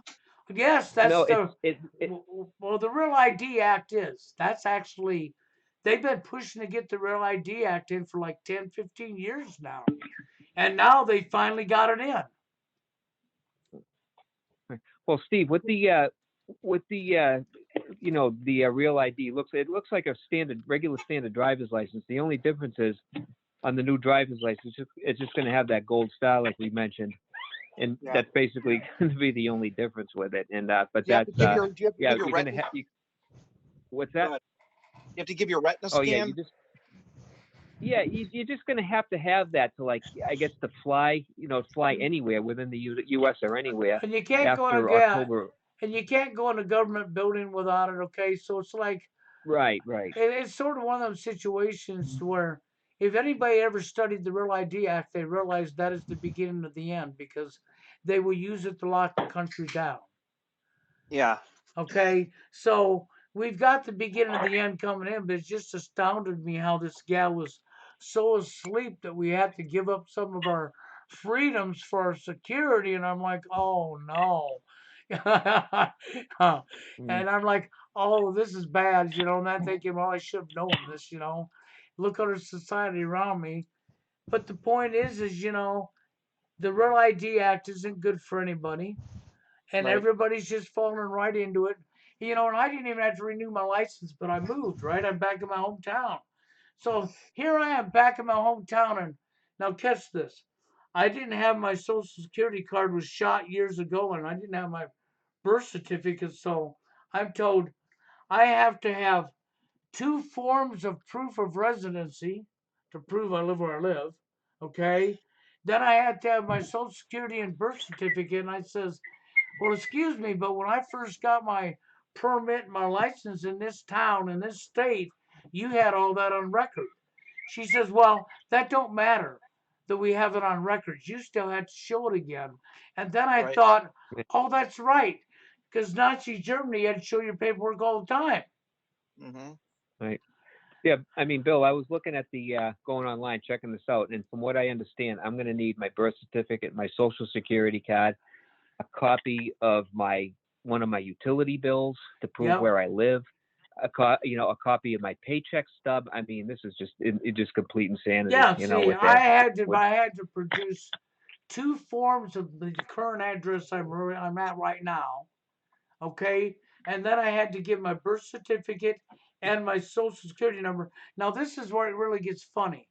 So I leave the driver's office, I drive across town to where I get my license plates at, right? And right next door is an office called Public Records. And I walked in there and said a few things, and they brought up my birth certificate just like that. $15, here's your birth certificate because I was born Yeah, here. Okay. And I'm like, so you're telling me you ain't got my stuff on file, but here it is on file. Okay. So it's like, no, you just got to produce this stuff. To produce it is really what's going on. yeah. So another thing I understand is I mean I still have a copy of my original birth certificate, not a copy, but the actual birth certificate. When I was born, I actually have that, and it's in perfect condition and perfectly legible. And I understand that I'm not even going to be able to use that No, you're to not. present to them. You know why? Because it has to be certified. Yeah, they just want your money. They want to charge you. Yes. Would you say they charge you $15? They charged me $15, okay? And it's a Yeah, copy of a copy, of the right. original. Oh, they just put their little own stamp on the bottom and called it certified so we could get some Yeah, money and make you go through another inconvenience. I mean, yeah, pretty exactly. soon I think you ought to certify that you took a crap on the toilet. Oh my goodness. Yeah, Yeah. unbelievable. Um, Mm, and this and just think about this. Yeah, I think TFL is going to be the least of your problems. Yeah, I think TFL in the end was going to be the least of a lot of people's problems. mm, But it's just too bad, when you got so many men all over the world living and going through the same thing, that they don't have enough the brains to figure out they should stand together and work together. How they still want to bump heads with each other because, selfishness. They're only worried about themselves and their particular problems. They don't care about yours. Even if they're the same. mm, I mean, this right. is what you have going on. And people think that's supposed to be a normal behavior. Well, that's how you lose because how could you ever change anything if you wanted something changed if you're not willing to, you know, put yourself on the line? I mean, I've been up here speaking out a long time. I've had a lot of stuff that's happened to me just because I'm speaking out. But I still Right. do. I still do. Steve don't go through life worrying about he might lose his job. No, there's too much work to be Mm, done. I feel. You know, mm, so that's really where I come from. The thing is people need to be voice their opinions and how they feel and what's going on and stop running from it because it's not going to magically go away because you turn your head. Yeah, I heard a guy saying that the current condition of our society is basically the sum aggregate of the entire population's actions, and it's like until normal people decide to start acting better. I mean, basically, the world we see is our own fault. It's Yeah, it is. Correct. It's the summation of everything. it's like the guy that's working at a bank and he gets a promotion and he can promote this Federal Reserve System and just fuck over everybody else. He does it so he can make his family better. It's like the police that just follow orders and they make the world worse just a tiny bit. But it's like everybody in their careers and their actions is just doing this like little minute effort, and it's making the world worse. And it all adds up to what we're looking at right now. And we're all too afraid to, say anything for fear of losing our jobs. That's true. I don't And know. nobody wants to do the right thing I don't if know. it I costs seem them. to. Maybe I'm different than a lot of people because over the years I've been doing this. I'm on a job and I speak out about what I feel and what's going on in the world and don't care what anybody thinks. I'm in Walgreens and I speak out and say what I feel and talk about what's going on. And I get looked at, and sometimes I know they want to kill me. Okay? They want to shoot me, shut me down, whatever they could do to just shut me up. And I really didn't give a care, and I just kept right on going, right? I've been on a beach talking on the phone about these very same topics and had a woman look at me and say, "We got kids over here and you need to blah, blah, blah." And I was like, "Oh, screw you." Okay. uh, Yeah, Well, Bill, they say stuff like that, and if you talk freely at your job, they fire you. Just, I mean, your language is completely controlled in like most jobs, and I mean, we're not a free people. I well, don't totally.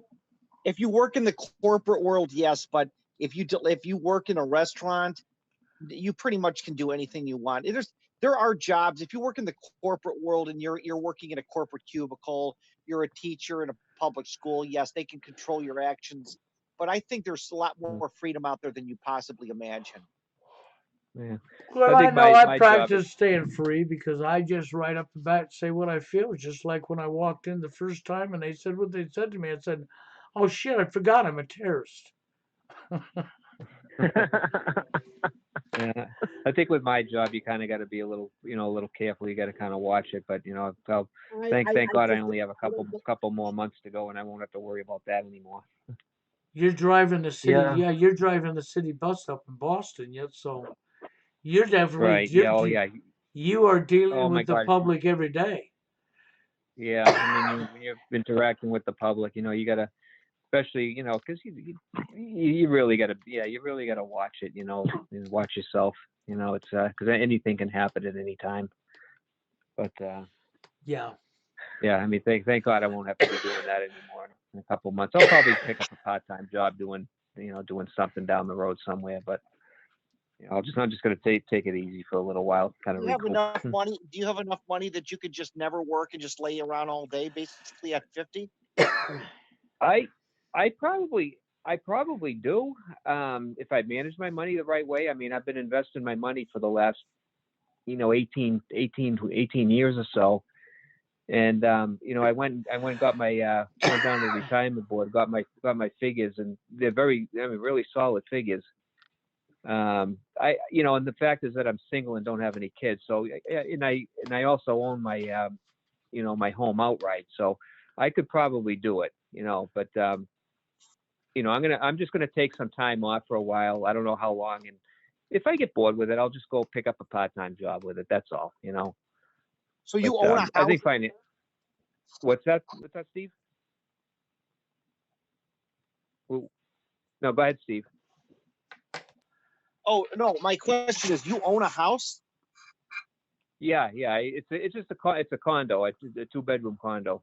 Oh, But okay, I yeah, was I gonna paid say, it off about yeah. I paid it off yeah. about 5 years ago.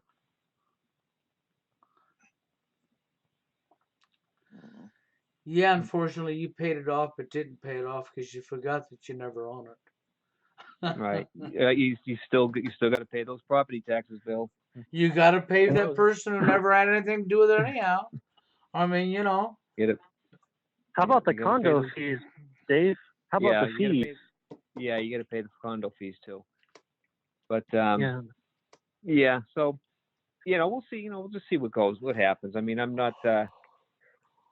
You know, I'm not in any hurry to go back to her. I just, the thing I'm looking forward to most is not sitting in Boston. Because I live in Boston here, and we got statistically the worst traffic in the country. And right now I must sit in like 3 hours of traffic jams every day going to and from work, and I just do not want to do that anymore.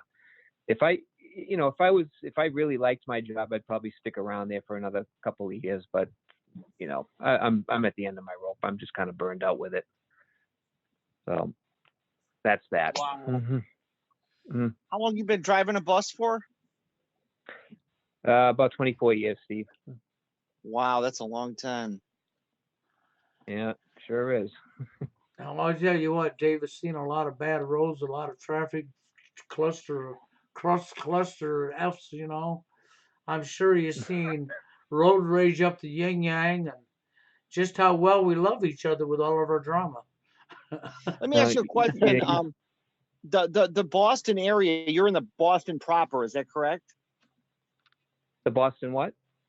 Boston You work in proper? the actual, yeah, you work in the city of Boston, right? Oh yeah, yeah, yeah. So you, just out of curiosity, you're saying that the dating scene in Boston, I mean, is Boston that, I mean, is it really that hard to get a date in Boston? Yeah, Boston's very cold, Steve. It's a very yeah. I mean, the women here are just yeah, they're not very nice. I mean, there's some of the. I mean, if you go on, if you do like any kind of like research on people in this part of the country, I mean, people have a reputation of being very rude up here. I mean, do you come to Boston once in a while? I know you've run the Boston Marathon a few times in the past, right? Yeah, I didn't get a chance to sample the long term because it's so fucking expensive. I mean, you can't even stay outside of town without spending $200 on a hotel, even up 30 miles out. I mean, it's a pretty expensive city. But outside of that, I would have to say that the city, I would have to live there for at least a couple weeks or a month to kind of get a feel for what the dating scene is like. Yeah, it's very frigid and very frigid and cold, Steve.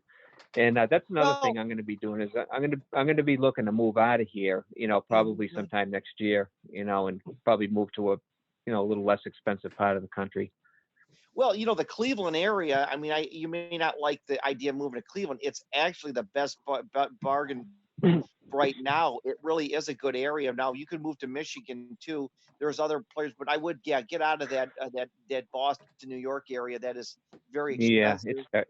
yeah, it is it's so expensive, and it's just not a very pleasant place to be, Steve. Very Yeah, overcrowded, and overpopulated. and I've you been to got a lot. You Cleveland got in that area. I've been to Sandusky, Ohio. I've actually been to that amusement park you talk about, something, Cedar Cedar, Point. yeah, yeah, Cedar Point, yeah. Right. Yeah.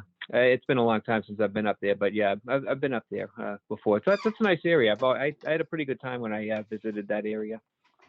Yeah, it's kind of sad. It's really sad that things got to be the way they are. I mean, it's not. It's like you're always you're looking for that magic place to move, and you find out that the internet in the world now, there is no magical place that you can find in the country where you can find a nice woman or you can settle down, Right. because even if you move to a small town, they look at you very strangely. Like it isn't like they just open up their arms to you, a stranger. You're Exactly. you're screwed either way. Yeah. There's no real perfect place to go. There's always going to be some drawback somewhere. The place I really like out in Colorado, this town about maybe an hour south of Denver. It's called Castle Rock, Colorado. I really like that area. I'm really kind of considering possibly Yeah, going but that way. Colorado is a sausage fest, so just remember that. Yeah, I know it's yeah, I know I'm pretty familiar with it. I do got that's another thing is I have family out there too, so but that's one thing I like about one positive thing about it. Yeah. But yeah, I know what you're saying about it being a sausage fest out there. The whole West is a sausage fest. It's almost like I don't know, 20% more men than women. It's just. I mean, I guess if it's where you want to move, I mean that's fine. Mm. Yeah, I mean California, forget it. That's just, that's crazy expensive, and California is just bankrupt. yeah, Just bring your tent. Yep, yeah, there you go. exactly. Just bring your tents. You got a place to stay. You might Live in park the it on the back of sidewalk. like Yep. an old camper van or something. That's it.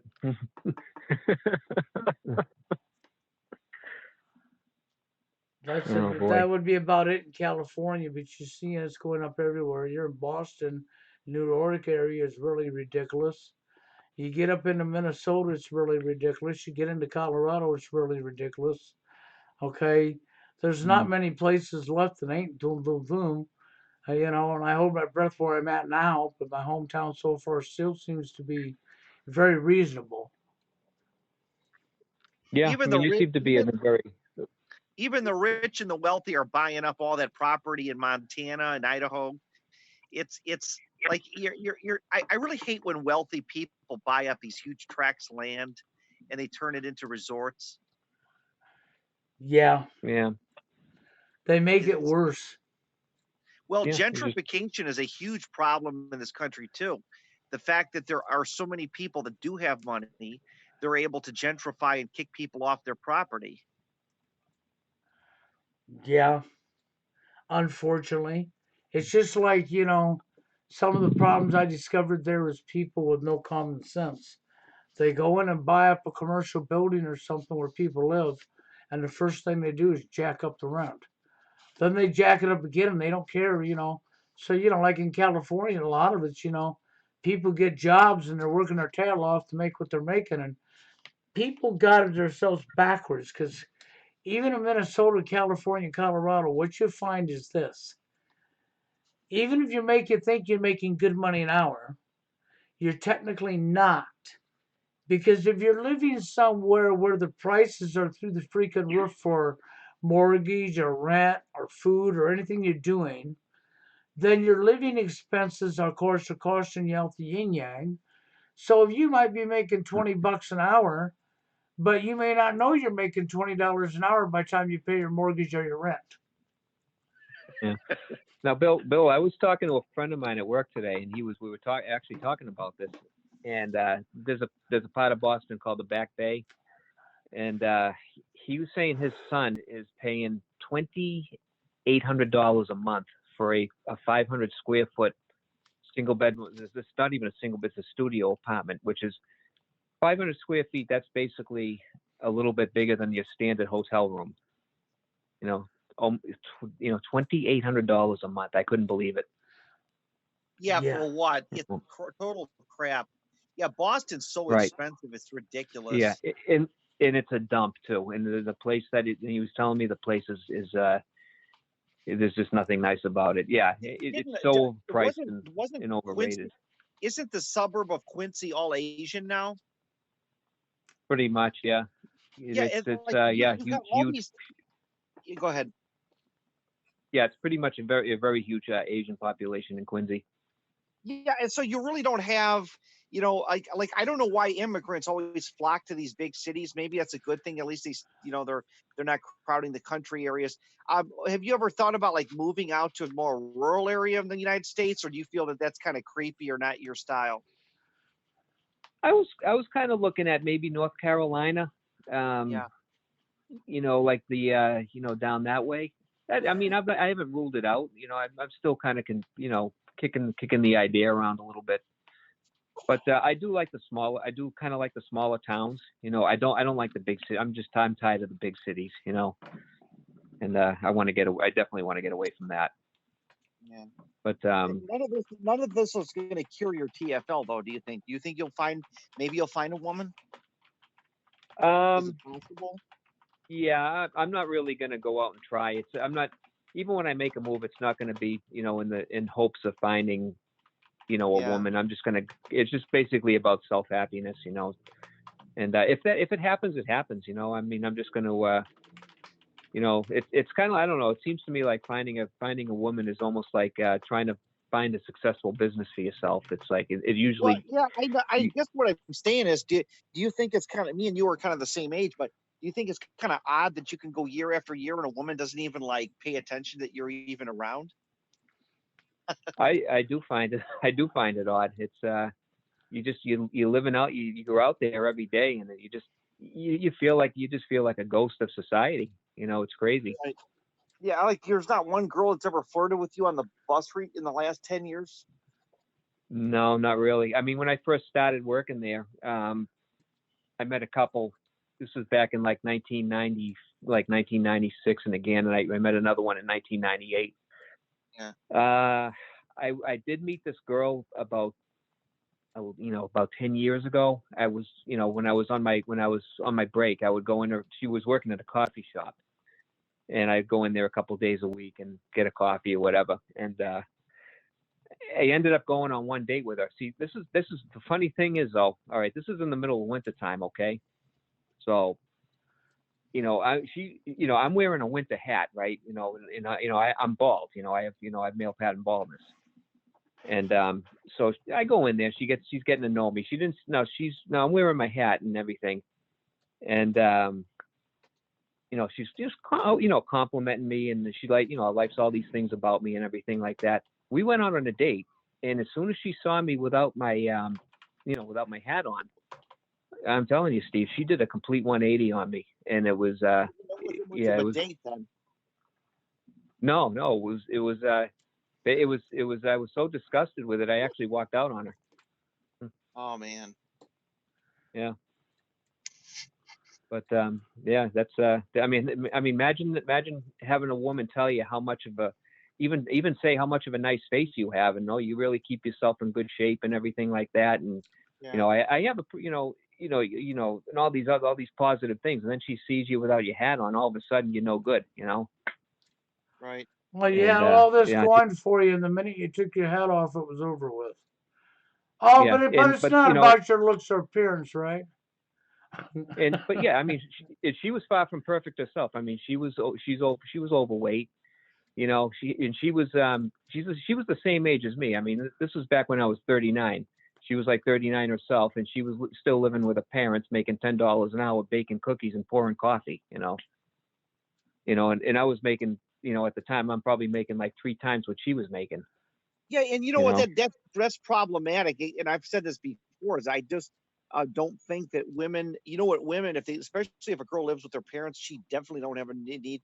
Her her parents are really her extended family. They really are the ones that are kind of the ones that are taking care of her. She doesn't need a man. I don't. I've gotten this right? impression that like I don't think women love men at all today. I know. That's what I think, Steve. It seems like these women. Another thing is, I think these women want everything or nothing at all. It's like they want the doctor, the lawyer, the big businessman type, the big, some big shot at a tech company, or they want some bum that, off the street, that's, that's like living in his friend's apartment, sleeping on a sofa somewhere. That's the impression I get. I don't know. I don't know. Maybe you feel the same way. I don't know what to believe anymore. I don't think it even. I don't know what to make of the situation. I Well, really I don't. agree I with you, can't, Steve. I yeah, I don't. do. I can't guess anymore. What really is going on? I'm just to the point where I think just when you think you know it all, you kind of look back and think maybe I'm not totally. I don't know what women want. I agree Mm, with you. I think there's more and more women walking away from men, Yeah. yeah. and I think a lot of that has to do with all the years of male shaming and male bashing and feminist and propaganda has been pushed. Right. Well, like I said earlier, Bill, I think a lot of these women are just so content with their careers, and they're just with themselves. They're very wrapped up in themselves. in their material possessions, their SUV, their in their little lapdog, Chihuahua, poodle, whatever, Yeah, that taking they'll care, treat better. putting all their They would treat better than a man. yeah, they sit there and put all this love and time and love and affection and expense into a dog, taking it to the dog parlor and having the thing professionally cleaned and groomed, but then, men are basically irrelevant to them. Uh, that's but that's kind of the take I have. Um, Well, it does help with population reduction, doesn't it? yeah, that it does. Because after all, you got to give up some of your freedom for your security.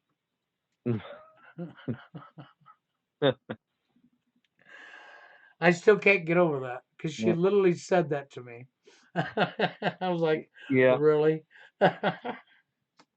yeah. No, it doesn't surprise me. I just see so much idiocracy out there, especially dealing with the public. It's just, yeah, nothing surprises me anymore.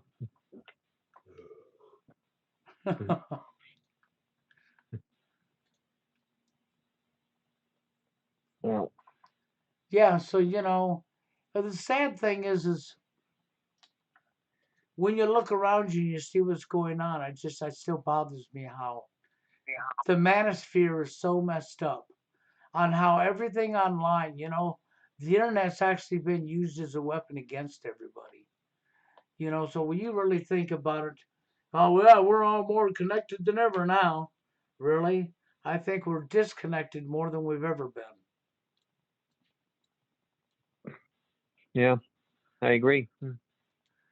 Because the internet ain't gotten any better. I mean, at least back in the day when I had the TFL radio show going up on Blog Talk, it actually took off and we had a lot of people calling in and willing to talk. And now here I am this many years later and freaking I'm doing live streams. And I'm thankful that you came in here tonight. I'm thankful to Mr. Toronto man over there and Steve and Jeff. I was really happy to hear Jeff in here tonight. You know, so I'm thankful that you guys were willing to come in and talk because the problem is people ain't wanting to, and people are in the manosphere within themselves. I mean, when you look at it, even VH or whatever you want to call him over there, he's over there doing his live streams and talking, but unfortunately, these people do, he throws Steve under the bus, throws me under a bus. I've never done nothing to him. Steve done nothing but bring him on his live stream. Okay.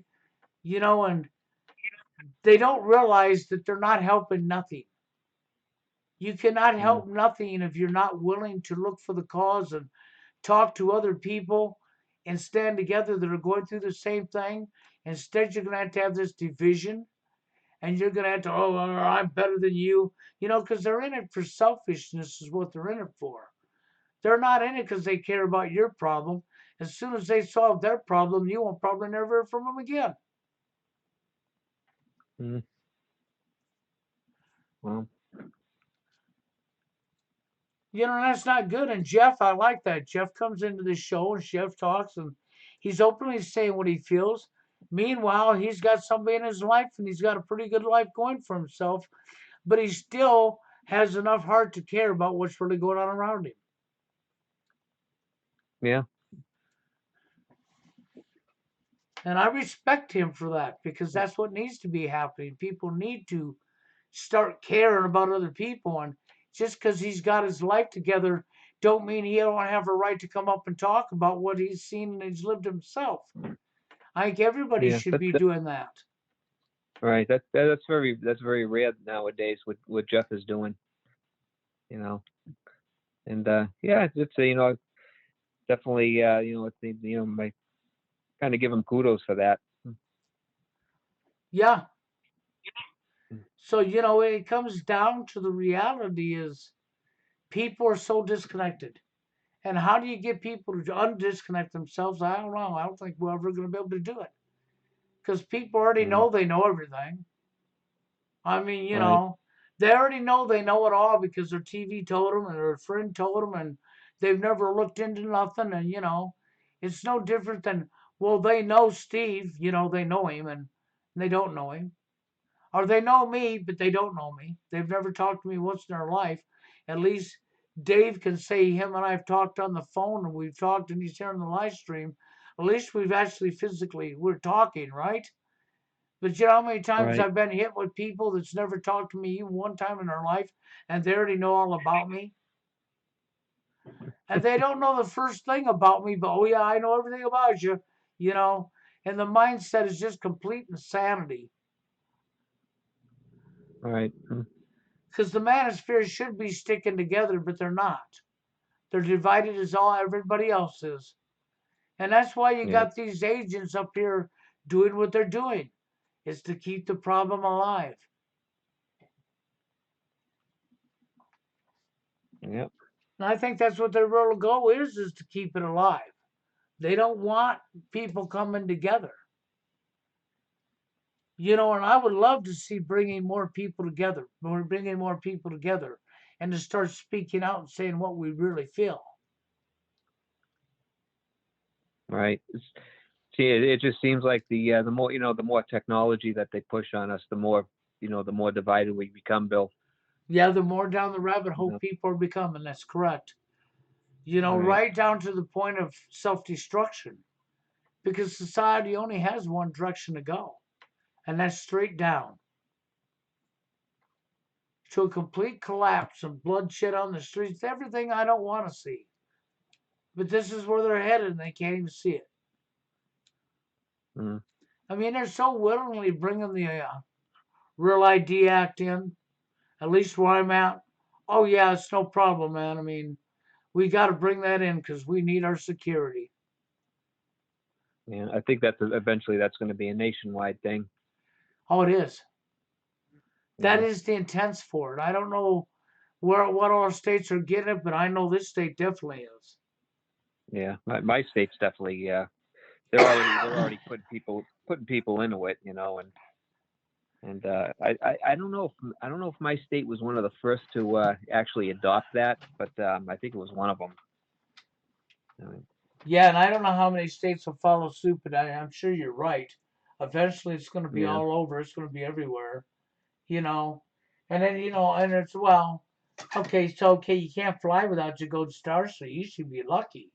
No, I shouldn't be lucky. You can be lucky if you feel lucky 20 years from now, gal, if you can even leave your damn town. Yeah. Because it will progress to the point of where, it's like they do everything. They bring it in baby steps. And people accept, okay, I can't fly and I can't go in the government building unless I do this and this. Then, and after 5 years of being out and you're used to it, we'll add another thing to it. And the Mm. entire time it was already added to it, they just didn't tell you about it. Right. You know how they write a bill 1,000 pages long? About page 900 and on up to 1,000, is all the gritty stuff they don't want people knowing. And so as the years go by that they bring it in, they just take another one and bring it up to the front, and another one, bring it up to the front. Next thing you know, you're going to have to get permission from your owners to go out of town. Mm. And then, of course, your card will be chipped so they'll know right where you're at. And don't steer off route because we'll shut off your card. Right. But in reality, as Mm. people laugh at this is where they're headed. Yeah. So, and Wow. how do you get that through to people? How do you get them to actually really see what's going on? To realize that their freedoms are going out the door. Yeah. Yeah. I mean, the media's got them so apathetic and dumbed down. It's almost hopeless now. It is. I admire Steve because at least Steve, he's not only himself and honest, but the guy will turn his over there working his tail off to make money and he's keeping himself occupied and busy. And Right. that's Right. probably a good thing because as long as he keeps himself occupied and busy, he's not going to be under the stress that if he was sitting here running around. I mean, you can't sit around worrying about this stuff. We know what's going on. We Yeah. see it's going on. We acknowledge it. We can talk about it, but you can't sit there and harp on it every day because The only thing you're doing then is destroying yourself. Right. Is Steve still with us, by the way? Yeah, he took off for a minute. He said he'd be back in a minute. Oh, okay. So yeah, he's still with us. It's just he's busy. Oh, I think the only one that's dropped out, I think we lost Jeff Ashton and we lost Toronto. oh, okay. So So now right, it's just so right now it's I, and right Steve. now it's just.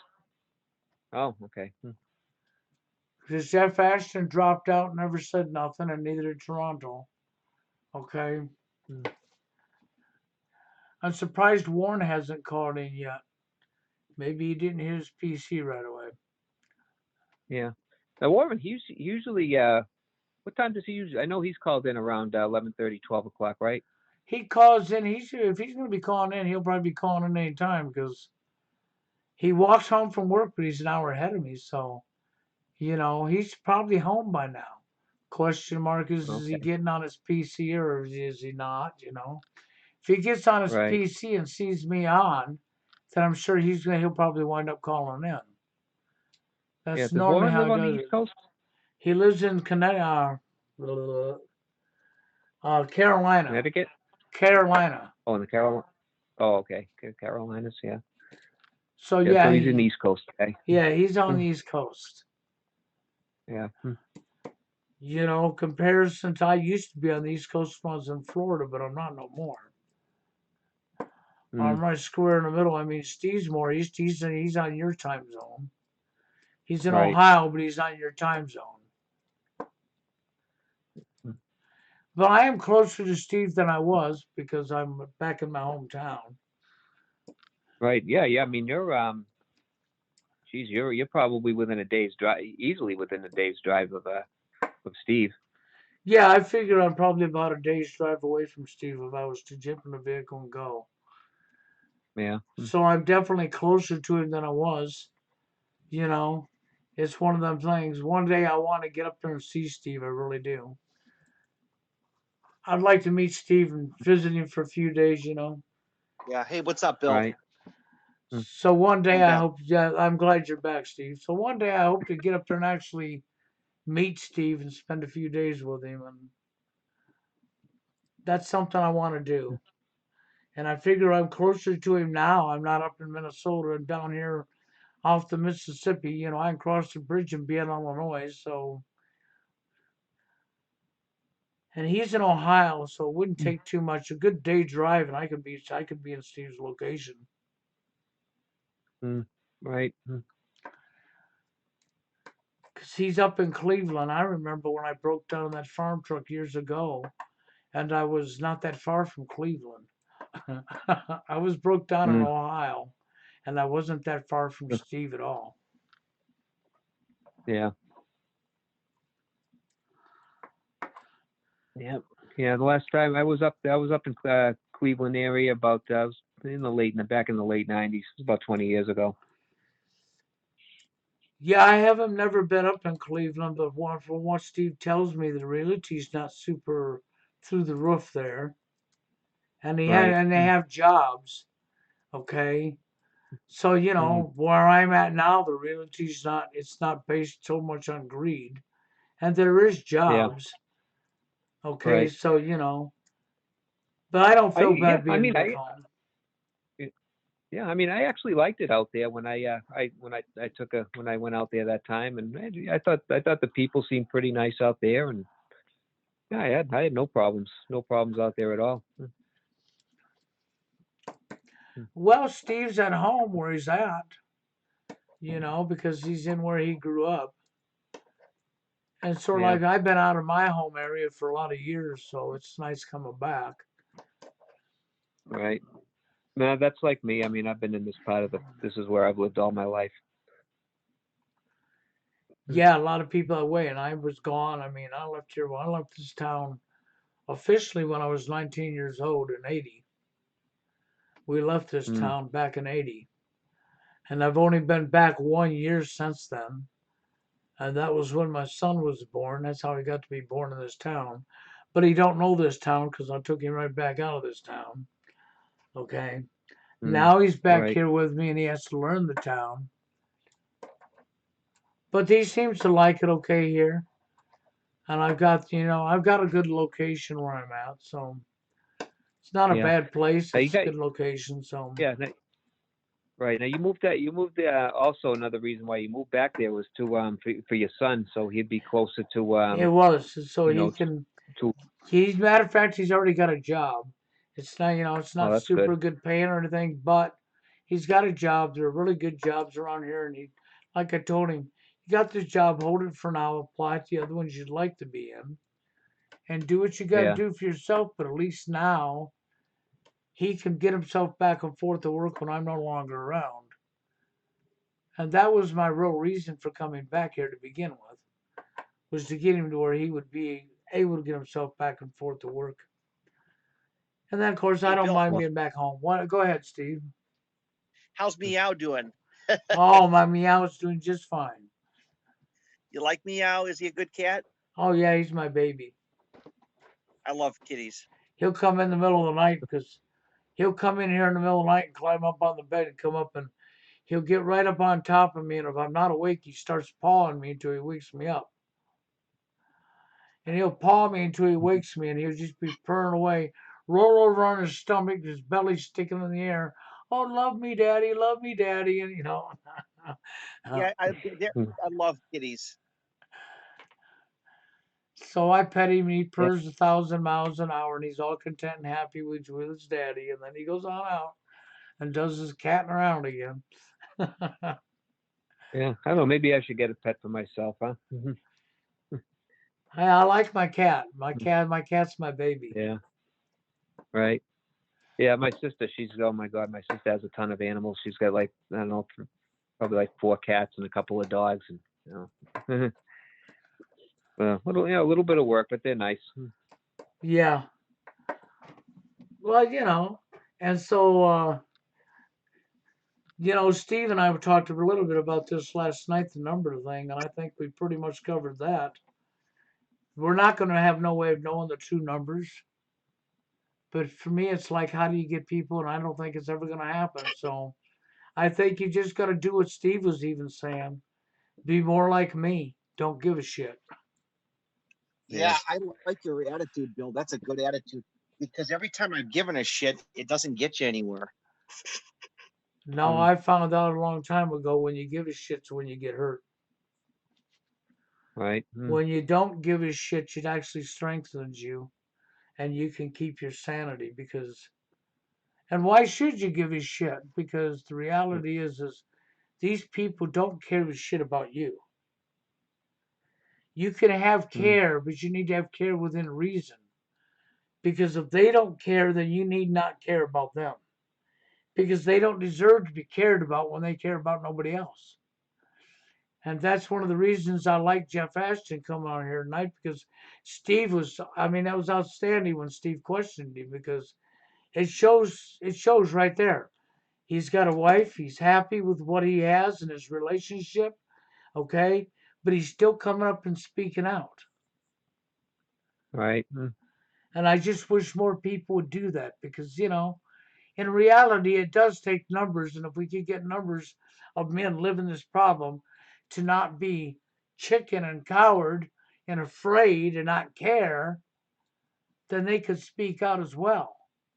Because, it's when you don't care that you're going to be happy anyhow. It's not when you Yeah. care, because when you care is when you keep getting rejected. Hey, I see Warren's Yeah. around. Okay. If he wants to call in, he Yeah. can, Yeah. since he sees You just this. got to kind of look at. You just kind of got to look at the all the positives, as opposed to the negatives, and just really kind of embrace it. Yeah. And Mm. if I see so much going on and I've got my life experience and I don't care. I'm going to say what I got to say regardless of what anybody thinks. And that's just always been me. So I do what I do, but I come up here and I want to try to help people and I get bored because I'd like to work. Oh my God. This is where I envy Steve because I wish I could go back to work. Yeah. I just got a quick question for Steve. Steve, do you work for a company right now, or do you have your own HVAC business? I work for a very big company now. I also work part time. Well, yeah, I mostly, yeah, I'm just working this full time job for this company right now.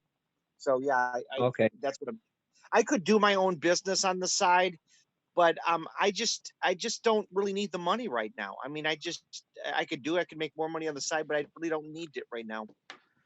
Oh, that's good. So it sounds like things are going good for you.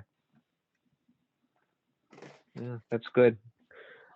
Well, But yeah, it sounds like it sounds like you really like what you do. So that's really good. I mean, if you got you got a job that you really that you enjoy. That's a big plus. Yeah, it is. And plus, I've been a role model to a lot of people that I've like when I was working as an instructor, I was helping people out, and so I've got a good plethora of supporters or people that I've known over the years. So I'm not like unhappy. I think that, yeah, everybody wants to find somebody in their life to complement it, but from a money standpoint, I'm not hurting. I always feel like it's this way. I feel like things could be much worse. I mean, if you're, I don't think TFL's the only thing. I think in some ways, like Bill said, sometimes you're better off being TFL. yeah. Right now, I'm just looking at the positive. I try to look at all the positives, as opposed to any kind of negatives, and I think even if you do find somebody, chances are it's just going to create, it could cause more problems than if you just stayed alone in the first place. Right. Well, that is so true. That is very true. You meet somebody because I would have to see. It comes right down to, I was trying to think who said it. Jay said that. He wants to make sure that person really likes him and knows him. And Steve has said the same thing. They have to show interest in you and want to know you and show themselves, prove that to you before you want to even give a shit. Because why? What for? They'll say everything you want to hear just to get their want from you and throw you under a bus. Right. Hmm. And so why would you want to go there? I mean, and being alone sometimes is better than being with somebody because people don't know how to treat each other. And can you imagine, Dave, you've been alone your whole life, right? You meet somebody, you go out on a few dates, what have you, get along, she seems to be interested. Bam, bam, bam. Next thing you know, you got her living in your house. Maybe not being married, but you're living together. And now you come home from working all day, and the first 3 hours home is nothing but drama. And Right. then you turn around and find out she's been out spending your money while you're at work. Yeah. Yeah. Or cheating on you. Yeah, and this is what you're going to be looking at because this is what's going on. And yeah, eventually, okay, oh, I found somebody else that makes more money, and I'm more turned on to him now because I've already had this hamburger, so I'm going to throw this hamburger away and move on to my next hamburger. And I know I like to use Mhm. hamburgers like fast food, but what are Mhm. relationships anymore? Fast food? Right. Yeah, for you, it's like the fast food. For me, it's like I kind of refer to like women looking at men as like kind of like rolls of toilet paper.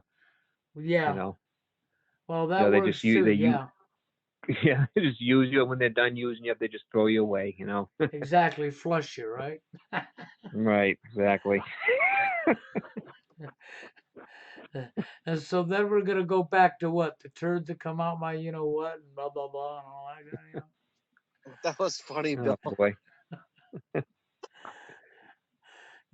Sometimes I say some things that are really crude, but sometimes it gets the point across to people too.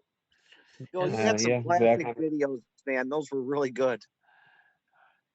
so I don't know, I'm me, man, and I say what I gotta say when I say it, and sometimes it pisses me off, and I'll say it just as it is. And I like Dave's idea about saying it's toilet paper. Well, I used his hamburger wrappers off the hamburger.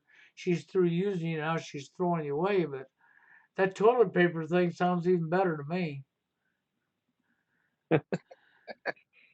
Well, that's what it is. They slowly use you up, and when there's nothing left of you, they just throw you right in the wastebasket.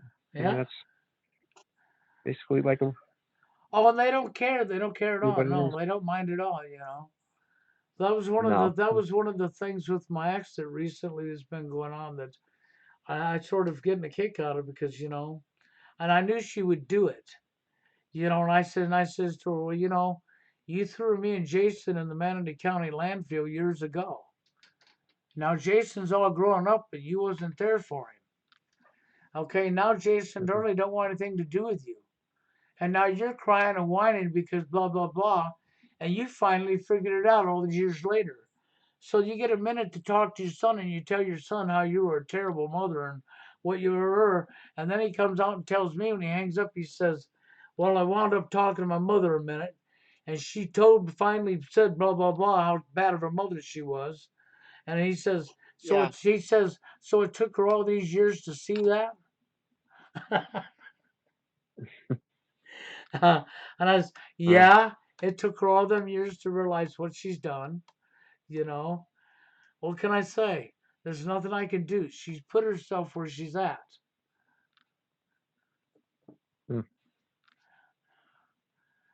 So, well, so there she is suffering because she wants to kindle the relationship, save the relationship with her son, but she's already destroyed that. So, I can't guarantee she'll ever have that back. And if it does, it'll take her a long time to earn it back. This is what I told her, and I mm, says, and how are you gonna earn it back? That means you got to somehow make yourself part of his life. And you wasn't willing to be part of his life when he was a child. So, now you're clear out there in Colorado and he's down here in Iowa. So how you could plan on making that one work? Bill, I mm. would almost say you and your son have gone through post-traumatic stress disorder with the situation with your ex. It really is traumatic what you've dealt with. Well, very well could be. I've had a lot of, because I've been talking to her recently, and she got stupid and said some things she shouldn't have said. And I just told her that's no problem to me.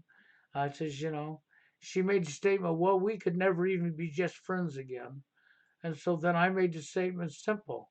Well, then I have no reason to talk to you no more. You had a chance to straighten out with your son. You ain't going to happen because you destroyed it. And I guess I'll just lose you and you don't need to call here no more neither. I don't need to So speak to you. when she left, Mm. basically, she didn't even want to have Jason in his life at all. No, what she did during that period is how she took off. She's running with this dick and then that dick and then this dick, and then about once every 2.5, 3 months, she'd show up at the door with some freaking guy in her arms. Okay, and I'm a mother this day and take Jason for the day, bring him back at the end of the day, drop him off, and you wouldn't see her again for another 2, 3 months. Then she'd show up with another dick in her arms. It wasn't even the same guy as last time. Okay, and she kept doing that shit, okay? Then she tells me, well, I'm Generation X and blah, blah, blah. Okay, and she's got all this crap going, and pretty soon she pissed me off. I called her a slut. Mm. How Bill, many how guys? long were you How many married? guys? How long were you How many married? guys? Oh, go ahead. Go ahead. Sorry. Go ahead. Yeah, Bill, how long were you married to your first husband for? I mean, your first My first wife for? husband, I wasn't married to him no time at all. Sorry, first wife. Sorry about that. Okay, My no, bad. okay, I know, I just had to say that. Okay, but no. Okay, well, I knew her for like 5, 6 years, and then we got married, and we were married for just short of 14. Okay. Okay, so I had Oh, a long time with her, and she's literally yeah. done everything with me. I mean, let's put it this way: she wasn't the typical female. I worked on cars for a living at that time, and that's what I did. And I drove cab and fixed cabs and fixed cars, and made turned my money off of repairing vehicles. And she'd climb underneath that vehicle with you. She'd be right there getting her Mm, hands all dirty and help you change the starter, help you do an exhaust. And I mean, this is what she done. She was. So we literally almost done everything together for a lot of years. well, mm, But then when things go south, they go south, don't they? yeah, sure do. And she started Like they say when changing. She yeah, started messing around, and one thing led to another, and then there was always the new guy, and she'd play the game, and You know, I gave one of my Yeah. favorites is when she was driving that Bronco, and she went up to Ruskin, but she didn't want to tell me it was Ruskin because the first time she cheated, it was a guy in Ruskin that she cheated with. So she was going up to Ruskin, but she wasn't telling me it was Ruskin because when you enter Ruskin, Florida, there's a big sign that says "Welcome to Sun City." And she was working through this agency, and they kept saying, she says, "They're sending me to Sun City, they're sending me to Sun City." And then the one day, the Bronco she was driving, she calls me up and tells me it overheated on the way to work. I don't know if it'll overheat on the way home or not. Okay, blah, blah, blah. And I told her, let me know if it does. I'll come and get you. Okay, blah, blah, blah. Okay, she got off at 11 at night. It was like a 25-minute drive home. She didn't get home till like 3:30, quarter to 4 in the morning. And she proceeded to tell me the Bronco overheated. The next day, I went out and I checked the Bronco and checked everything on. There was nothing wrong with it. I drove it everywhere. There wasn't a damn thing wrong with it. And then Irvin, sarcastically, the guy that I told you is my brother, says, "That's right. Bronco didn't overheat. Her pussy overheated." Okay. And I started laughing when he told me that. And so then I was doing this remodel on a cabin up near Ruskin. And on lunch break, we went up to Home Depot in Ruskin because that was the closest one. And as we were entering Ruskin, it said, "Welcome to Sun City." So then when I seen my ex again, I said, well, at that time she wasn't my ex. It says, "Pam." She says, "What?" I said, "So Ruskin skits right square in the middle of Sun City, huh?" Oh my God, her eyes grew a mile long, wide at me, and she screams at me with an attitude. "How the fuck did you know that?" I says, "Ah, so you've been seeing Anna Jack." Okay, Mhm. so she told on herself again. That's what she says. "Well, so I screwed up and accidentally had sex again." I said, "Oh, so you accidentally had sex." Now I always wanted to see that, but I've never seen it. But that always interested me because I wanted to see how you accidentally have sex. Yeah. Sounds a little Yeah. tough to do, Well, accidentally. yeah. I couldn't figure out if it's when you fall down, something tore both your clothes off, and what he was already erect and just landed just right. The impact made him go up and down. I don't know. But Oh yeah, boy. but Irvin was, he called it as it was, and that's exactly what it was. The only thing that overheated was her damn pussy. Mm. Well, how old were you when you married her, Bill? How old was I when I married her? What year did you marry this woman? 1988. Oh, you married her in 1988. She was only 18. Yep, 18, 19 in that area. Yes. Okay, so you married her in 88, 98, 99, 2000. So 2002 was it? You guys got divorced? And 2003, I do believe it was in that area. Mhm. Get the And that's exact when you dates. went. So between 2003 and 2007, or whenever you started you had gone through a stage where you went to the Philippines, right? Right, I was reliving the same life I did before that. Okay, Mm, and I went to the Philippines, and that's when I met them five guys I told you about during that trip. And all of their life mm, stories was a duplicate to mine, and there was right. no way that could be a coincidence. They're from different Yeah. parts of the country, and the stories are exactly the same. So Yeah. that started me Every looking. yeah. You really Everybody I think that talk to that's that's you think that TFL is like if you meet a bunch of guys on a plane going to the Philippines, it's usually TFL related? I do believe so. Yeah. yeah, I do. I think so. Every guy I've ever talked to that's gone over there, even like where I work, there's a lot of guys that have gone overseas to try that, and they all got the same story. It's just one TFL story after another. It's unbelievable. Yeah, it's Yeah. it's weird that nobody wants to talk about this TFL. It's crazy. Well, that's Yeah, because they have to tell truth. They want to fit in, Steve. Mhm. yeah. They need to There's fit in and there's at one. all costs fit in because you wouldn't want people thinking Yeah. something bad about you. Aside from you guys, there's only one person one guy in my personal life, a guy that I'm pretty good friends with, that actually talks about this. But yeah, I just don't see any guys that want to open up and talk about this sort of thing. I That's mean, go it's ahead. staring them right in the face too. I mean, I don't understand it. What it is, it's like when they turn around the room, they walk right into the big elephant and fall on their ass, and they don't know what they walked into. I mean, it's completely nuts because people don't want to, and they should be talking about it because Yeah. unless you bring up the problem and talk about the problem, you could never come up with a solution to resolve the problem. Right. Yeah. So many guys are afraid to talk about it too because they want to, they just it's almost like a, they feel like they're just going to be shamed, Yes. and like it's like there's no greater embarrassment than admitting, like for a lot of guys it's like, oh my god, I'm admitting that I have a problem getting girls. How embarrassing, when there's nothing to be embarrassed about because this because of this, it's the social dynamics of our society that's literally creating this by design, you Yeah. know Well, so and you're right. There is no shame in it because if you've done everything that society has said to do and you've done everything you know how to do and you're constantly mm, being turned down, then what have you got to be right, embarrassed about? That's not your doings. Okay? exactly, like, yeah, I mean, you like a guy like Steve, he seems like a very well accomplished guy, and he's kind of like he's in the same boat I'm in, and Yeah. there's no there's just and there's so many other guys that are the same way. It's just there's no it's society's messed Yeah. up. It's Well, society's really badly messed up. And, as I tell people from my own experience, I don't care. The truth is the truth. TFLers in today's society, especially in today's time, are actually quite lucky guys. And they don't even know they are. Because they hmm could have their bank account cleaned out by their wife. There's all their shit stolen by the court system and given to their wife, okay, as she dumps them on their ass. Or they can come home right, and have hours and hours of nonstop drama, screaming and yelling. It's so great how love is drama nowadays. And, everybody likes to have drama because that's the new love.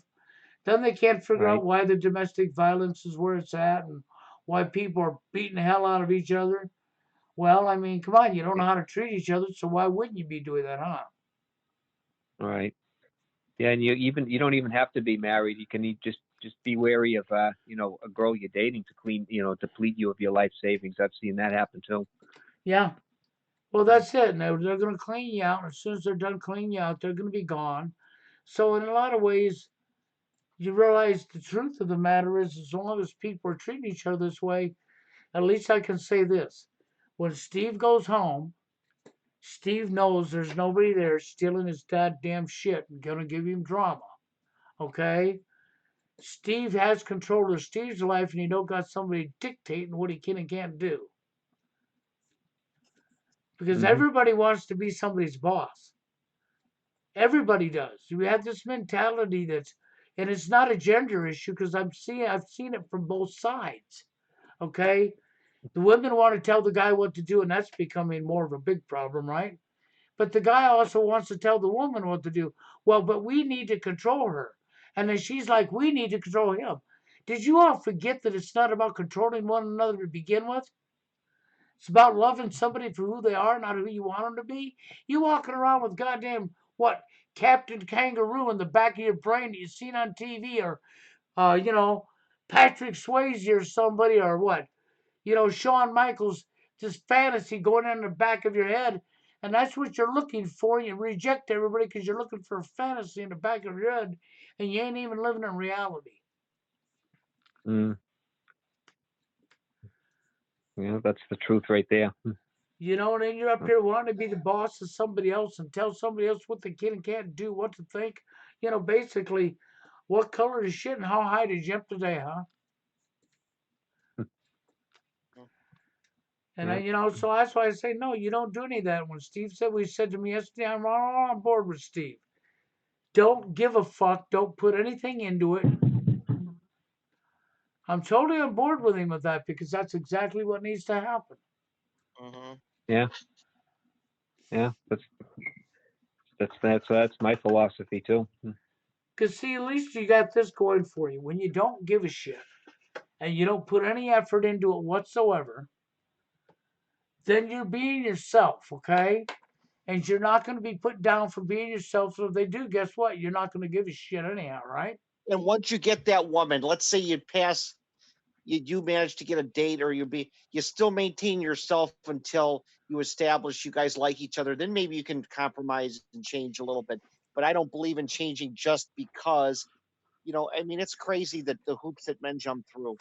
Oh my God! Right now, I Mm, think yeah. men are going in and out of the hoops and jumping through hoops and landing in a glass of water from the Empire State Building. Or, you know, I mean, look at what Yeah. happened up there in New York with that girl when they did that social experiment. All these guys from Oh all over my the United God. States show up over there, and they're all fucking running around. I mean, everybody's a bunch of damn rats out there The running and God, Bill, competing. that was one of the worst things I ever seen, Bill. Oh my God. And don't tell me She had that those don't guys. show how desperate fucking men are. She had those guys. She had those guys jumping through hoops like circus monkeys. I never seen anything like it in my life. Yes, and they were all You willingly know. doing it just for the date with her. You know Yeah. what kind The of only thing power that trip should have she come has up. to be on? Now go ahead, Yeah. Dave. The only thing that should have come from those guys. Somebody should have just thrown. I don't know, thrown something at her. Just walked away from her or something. I can't believe that. It was just such a degrading thing to watch. I mean, she just like degraded all these guys, and and on top of that, these guys are like competing for her, and I'm like, what is this? I'm like, why, They were why are these guys competing for the chance to be hit over the head with a hammer. right? It Uh, was complete insanity, but it shows one thing for sure: how many men come from all over the damn United States for this chance. And even when they yeah, realized there's 500 or 200 or whatever men are standing there, even when that slapped them in the face that they were all there for the same girl, they still went ahead and competed against each other. yeah, they should have. I know they should have just all walked away. I don't know. I could not understand that. Yeah, There's just no pride. that's Yeah, exactly it, Dave. They should have, a real man would have said, "I don't think so," and walked away right there and And then. those guys were yeah. a lot of those guys were decent looking and well dressed too. That's even more pathetic. That shows you how bad things are for even decent looking guys. Right. Yeah, I mean, and you see that, and then when you really think about what you see going on around you in the world, and I always goes back to that day Mark Taylor called me up and said, "Bill," and I was, "What? And how the hell did you do this? Do what?" He says, "You're literally all over the whole world. I got people from almost every continent of the world coming at the TFL website that are living this." He said, "How did you get that kind of notary?" Don't ask me. That was totally accident. Oh, Bill, I'm gonna hit the hay. I gotta get up for work. Kind of early in the morning. So, but I it's can been stay good around, Bill. talking to you. And all right, and Steve, it's been good talking to you too. All right, Nice talking to you. all Okay, right, and I'll talk to you soon, Bill. All right, okay, Dave. You take care. all right, you too. Talk to Yep, you later. All right, bye bye. yep. Hey, Bill, is Warren coming in? He was waiting on somebody, and he said if we were still on, he was going to come in. Okay, I don't know if he's coming in or not. And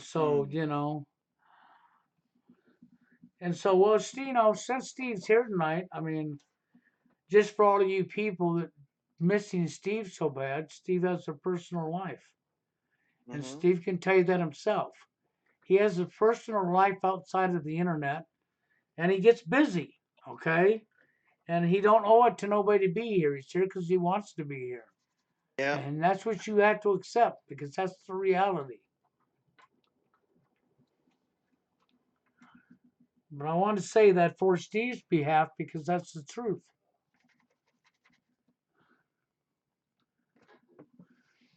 Steve hasn't walked away from anybody. Steve just has a life.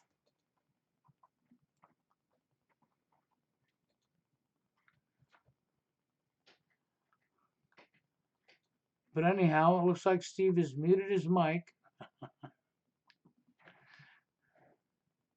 I'm here. Go ahead. There Sorry. you are. All Yep, right. just didn't want to be alone here, though. No, I was looking at the comments in the comments section. No, nothing, no activity so far. You know, Well, Chris had asked me, how do you bring back care? Mhm. Well, bringing back hair is going to be a hard thing to do because it has to be done on an individual basis.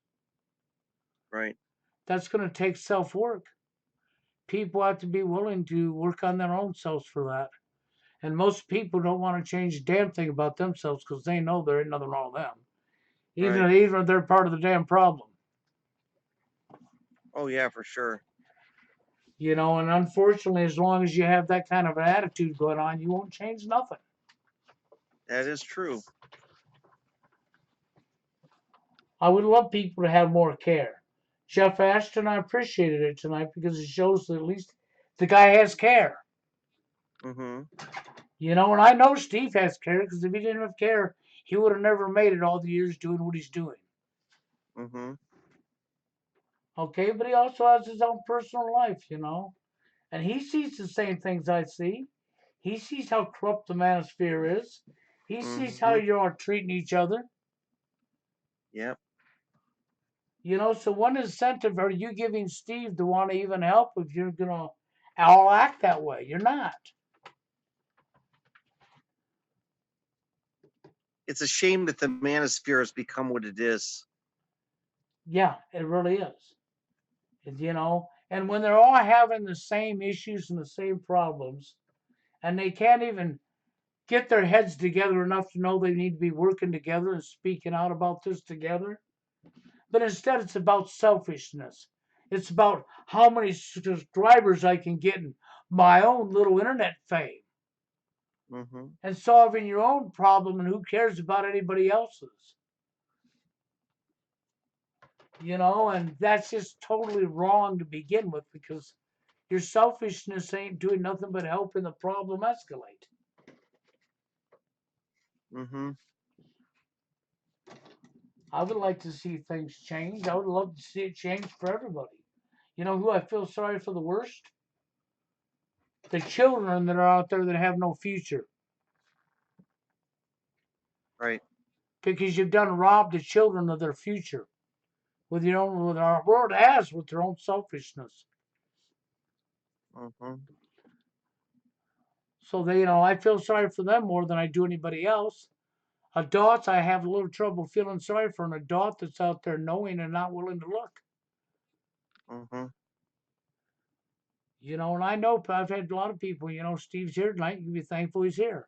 You should tell him thank you first time to be here tonight. That's what you should be doing. Because I know there's a lot of you people out here that listen to my channel that like Steve. And you've been missing him forever. Well, respect the fact he has his own life. Don't make assumptions for him. And don't go to other channels and slam him or throw him under a bus and expect him not to know you done that. Because you're not his friend if that's what you're doing. And if you're really here because you like the guy and you like his message, then maybe you should try to speak up, huh?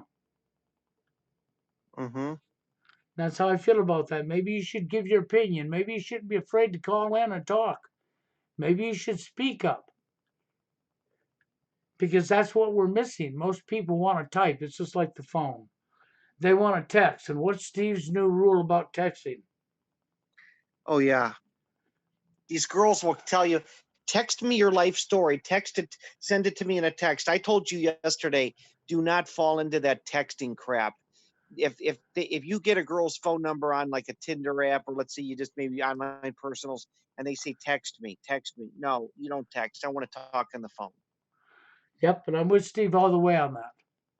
And I wanted him to say that for you to hear it because I agree with Steve 100%. Yeah, I'm sick of that texting. It's the most impersonal way to communicate, texting. It really is. I've invited people that come in and listen to the live streams to send me Mm-hmm. an email to my email. And if they're serious, I'll give them the information to be able to come in, right? But nobody takes me up on that because they're afraid to speak out.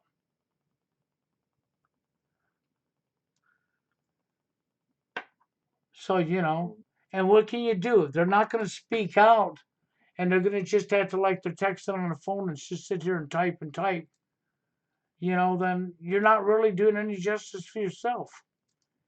Because the more voices that are heard saying and that are experiencing the same problems, the more voices and names that come forward, then the stronger the fight becomes because now it's more heads saying it.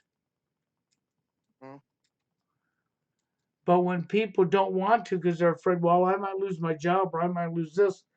Well, how about you may lose your freedom in your life as you know it if you don't start speaking up, Mhm. huh? So it looks like Warren's going to get on out of here himself.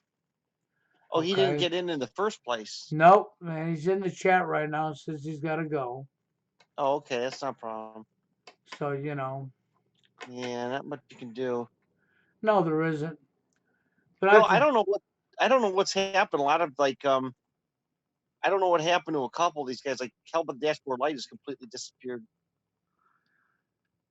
Hell by the Dashboard Light's gone again. That don't surprise me. Well, I don't know what happened. I mean, whether somebody threatened to dox him or what. I don't know. Yeah, that's hard saying. You know, Hell by the Dashboard Light had done some really good videos. And then He it's, did. He had some really good stuff to say. yes, he did. And then it's like suddenly he just started going off the deep end. Yeah, he started getting all down on people that he didn't really do anything to him, and he really kept it good though. Like when he talked about the problems in the dating scene, like women not being interested in men nowadays, and He he did. really He did a really good job with that because I watched him for quite a while, and he had a lot of good content up there. And then suddenly he was like he started losing his mind and going off the deep end. And then he yeah, took all of his videos down. yeah. Okay. And even though I really never physically done anything to the guy, he don't dislikes me. Okay. It's no different than the young 20-year-old VH or whatever you call him. Okay. VPS. VVS, yes. You know, I've never done nothing to the guy. He said some good stuff and made some good content, but then suddenly you discover the guy dislikes you too. I think he just didn't want to hear a lot of the things we talked about. He centers everything around getting pussy. That's why. Yeah, well, He his channel, he seems to be up.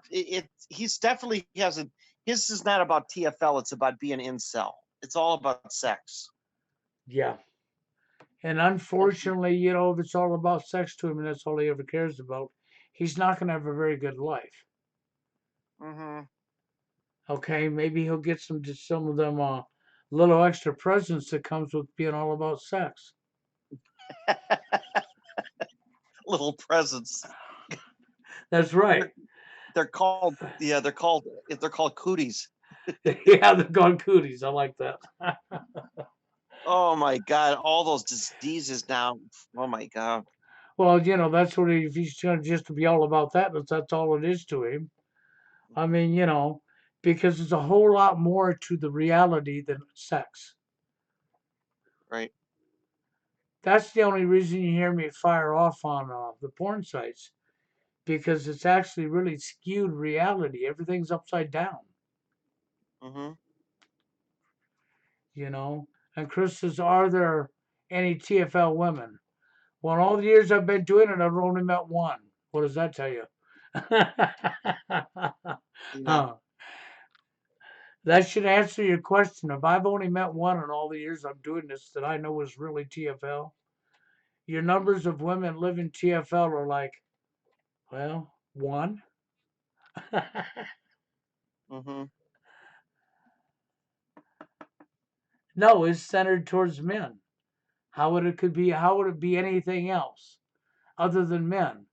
I don't recall 30 years of female bashing. That would be male bashing. Mm-hmm.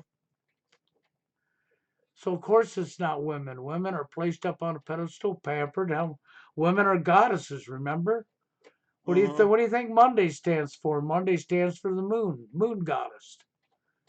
He's actually worshiping a woman as a goddess right in your face. Mm-hmm. But what can you say? But hey, I appreciate you being here tonight, Steve. I really do. Yeah, I enjoyed being here too. I wish I could. I wish there was more of an audience on your channel, but that's all right. Yeah, well, some of that's censorship. Some of it's just Mhm. people not caring. It's a combination. Yeah. But you know what? People do come over here. If they would just start speaking up and get the information and call in, then you could make it worthwhile. Because if we had more voices in here chatting and other people hear it, then they're going to be more interested in listening. Then pretty soon they might join in. And then maybe we could get something going. Hmm. But it's hard to get stuff going when nobody wants to open their mouth. Yeah, that's true. Nobody wants to discuss the problems at hand. They want somebody else to do it all for them, right, Steve? Oh, Bill, this is my number one problem with the internet is that it's just a bastion of cowards. Yeah. And and I've been up here a long time, and so has Steve. Mhm. And if you just have the freaking, I mean, at least back in the day of the TFL radio show, we had more people willing to talk then than we do now. That's weird. Yeah, you're absolutely right. You Hey, do you know, remember the black? Remember that young black guy that you used to call in your show? His name was Adam. yeah. Whatever happened to him? I know he went overseas and he was doing some kind of work, Hmm. and then I lost track of him after that. He got into all that crazy crap about the Jesuits. He said the world's run by the Jesuits. And I thought, I can't stand these people that get involved in these one size fits all theories. There's multiple things going on. It's not just one group of people. Most of the time, when they point at a group of people, it's the people they're picking out to become the fall guys, the patsies. Yeah, well, like the Jesuits. I mean, that's ridiculous. Oh, the Jesuits run the world. They don't run the world. So, The Jesuits are a Catholic order. They're not running the world. It's just I don't know. It's just ridiculous. well, I would just tell people follow names and follow money. You get up to the top of who's pulling the strings and go after your real enemy instead of each other. But people don't do that. Well, like I said, Bill, me and you have had this conversation. You don't even have to. You all it. We do a very good job with our egos keeping the system down because if you really look at politics, most politics are local. The corruption's a local thing too, Oh, because it is. it's not just the elites on the top. You see, like pork barrel projects. Like I was fighting a sewer project in my town. This is all on a local level. This shows you the corruption and how much corruption there is on a local level. It's not just something that's like I mean we can talk about the Rockefellers and the all these different societies, but you still have to look at the fact that on a local level, we do a pretty good job at destroying ourselves Oh, without warning. definitely, definitely. The corruption is from the top clear to the bottom. Yeah, Okay, and you're not going to get in your local area and be able to blah blah blah without running smack into corruption. because you got all these egos at stake, and I realized, Bill. I mean, there's already complaints about certain people that I ran up against in that election of them not being who they said they would be.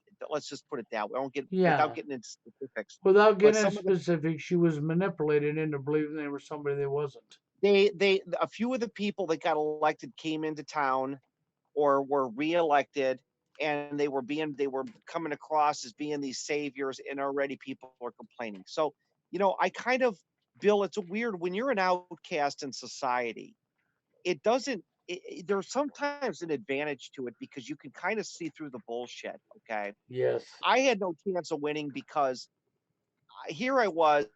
I mean, and Tell by the Dashboard Light actually gave his own input on this whole election thing. He said that here you come across as a single guy. The guy that I ran up against, he had a family, he had kids, he was well polished. He was a retired firefighter. And when you really look at that, and you're trying to compete up against our image, it's all about image because when you think about it, image is much more powerful than having principles. Do you know what I'm saying? Yep. Yep. That's right. And image, like they said that the presidents of the United States have all been over 6 feet tall for like forever. People are not attracted to a 5'2" guy running for president. It's they image is what sells people. The tall, handsome guy. He might be he might have a good family or put on the image, or you're dealing with people that have maybe been a judge in a certain town or a locale for certain. It's all about image, and you realize what bullshit it really is. It's all fake. It is. That's our society in a nutshell, right there, Steve. It's fake. And Bill, a guy like you is better off being an outcast, and I'll tell you why. Because you're not beholden, you're not obligated to do anybody any favors.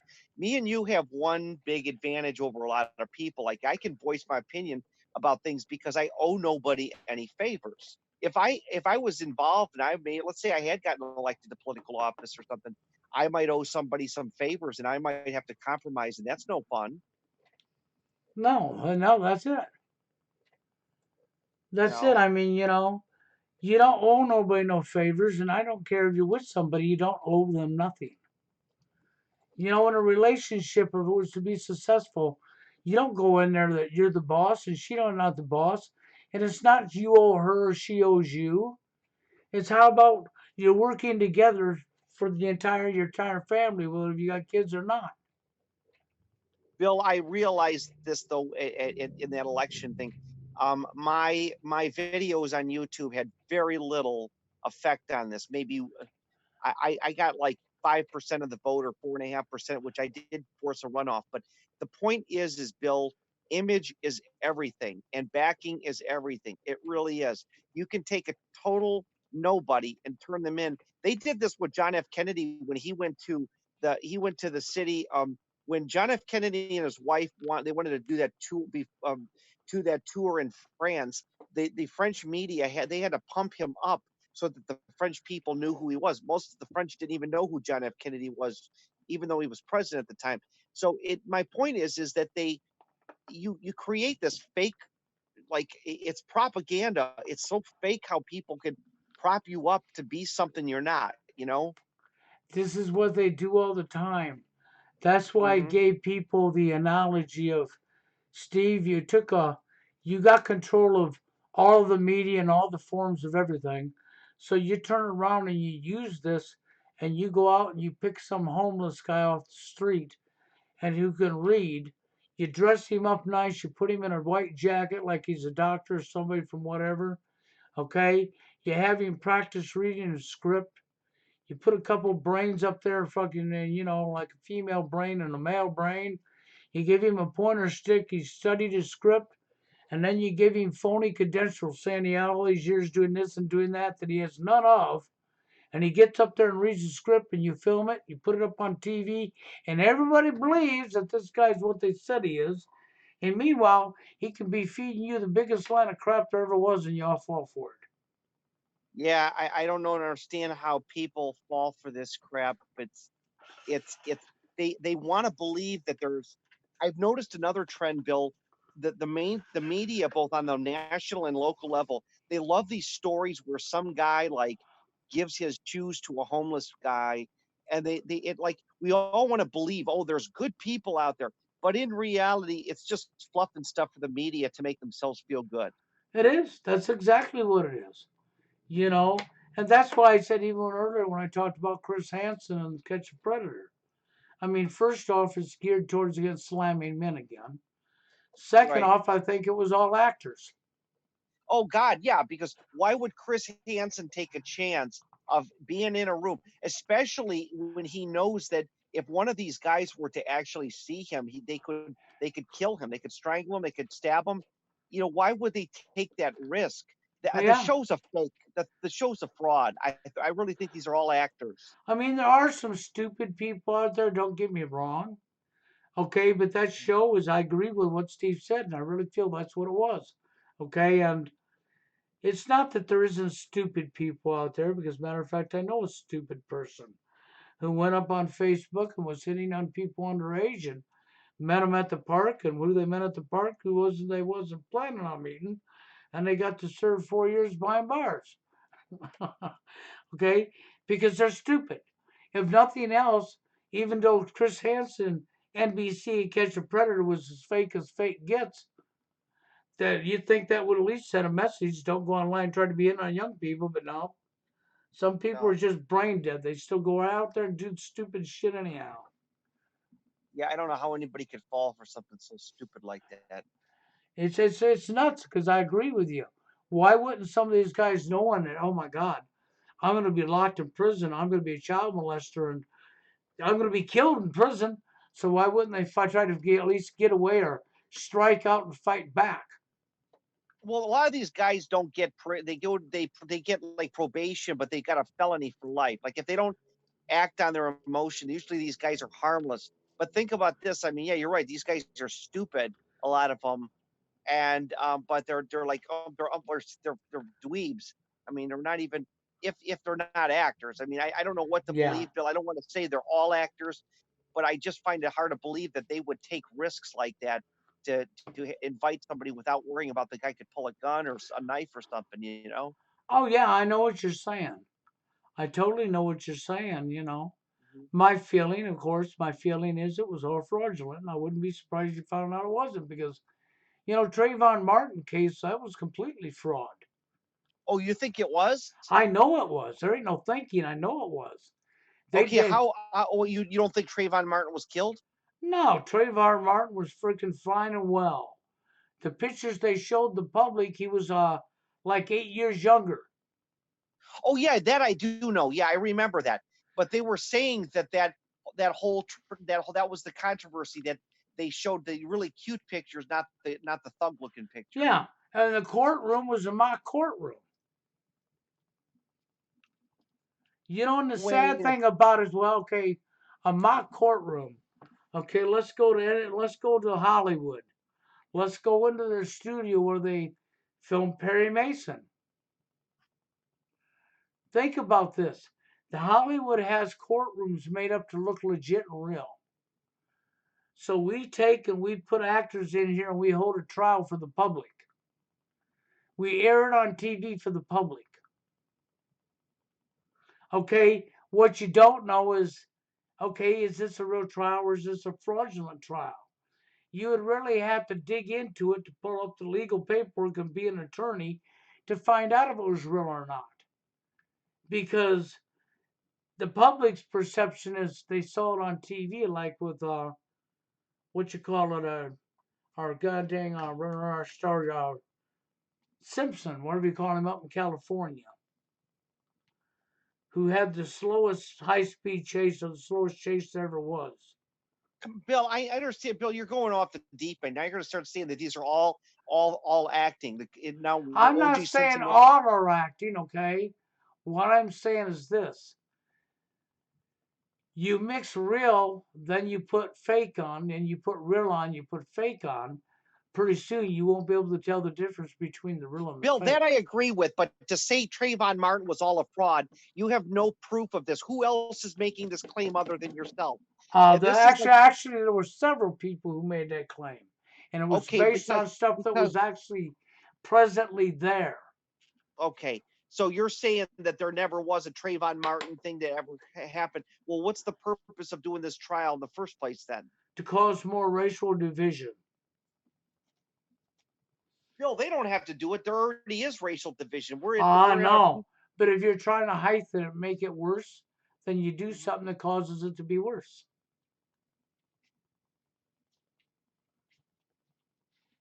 That's really all that was about. And it's by no far is it everybody or all of them. It's just certain ones. The Trayvon Martin case was just as fraudulent as Elliot Rodgers. So all the crying mothers and things were all just actors, in your opinion. And yes, in my opinion, in the Trayvon Martin case, that's what you saw. Well, I didn't follow it, Bill, so I don't know, but it's Bill. I just don't jump the gun and think it's an act. It doesn't to me. It's irrelevant whether it is or not. I mean, I don't think it had any purpose anyways. You know. No, well, trivia, what purpose is all most of the stuff that is done that's fraudulent. There's always either money tied up behind it or some kind of political gain for somebody. Yeah. Okay, but no, by no means is everything fraudulent. Okay, I mean, the Simpson case, I really believed happened just as that he wound up going to prison in the long run, anyhow. Okay, so and I don't believe by any means that that was fraudulent. No, the Simpson case. Come on, you're going to tell me that is not fraudulent? No, I That was said I said was not fraudulent. yeah, yeah. I would not go that far. That sounds with all the high profile that was. Listen, the guy murdered her, and I mean, I don't know what else to say. Well, I don't know how much of he murdered her because there was another person, a case come up. There was a lot of evidence that suggested that guy actually killed her and not him. Okay, but Hmm. unfortunately, it didn't come up during the trial, right? The trial was already tried and over with, so what are you going to do now? Nothing. Hmm. Okay, so I don't know for sure that he killed her, but as far as what was aired on TV, the case with that one was real.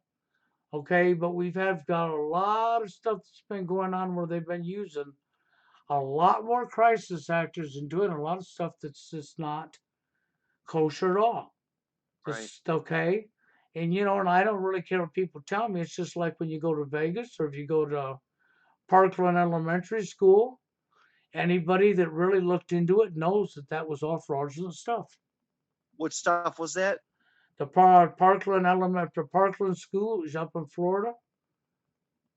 Okay. The shooting that happened there just Hmm. happens to land on a day. See, that was listed on the FEMA website for a military exercise drill almost a year in advance with the But Bill, address were and you? date. How do you know? Were you following it prior to it happening? You always Well, say no, the but understand this. If you got it actually on the website, the legit FEMA website, where they list military exercise drills, and if it's been listed for almost a year, what you're telling me is then on the day of the exercise, when the military and law enforcement is at the scene, you're going to have somebody walk right by you carrying a gun and go in and shoot and kill a bunch of people while law enforcement and the military are right there.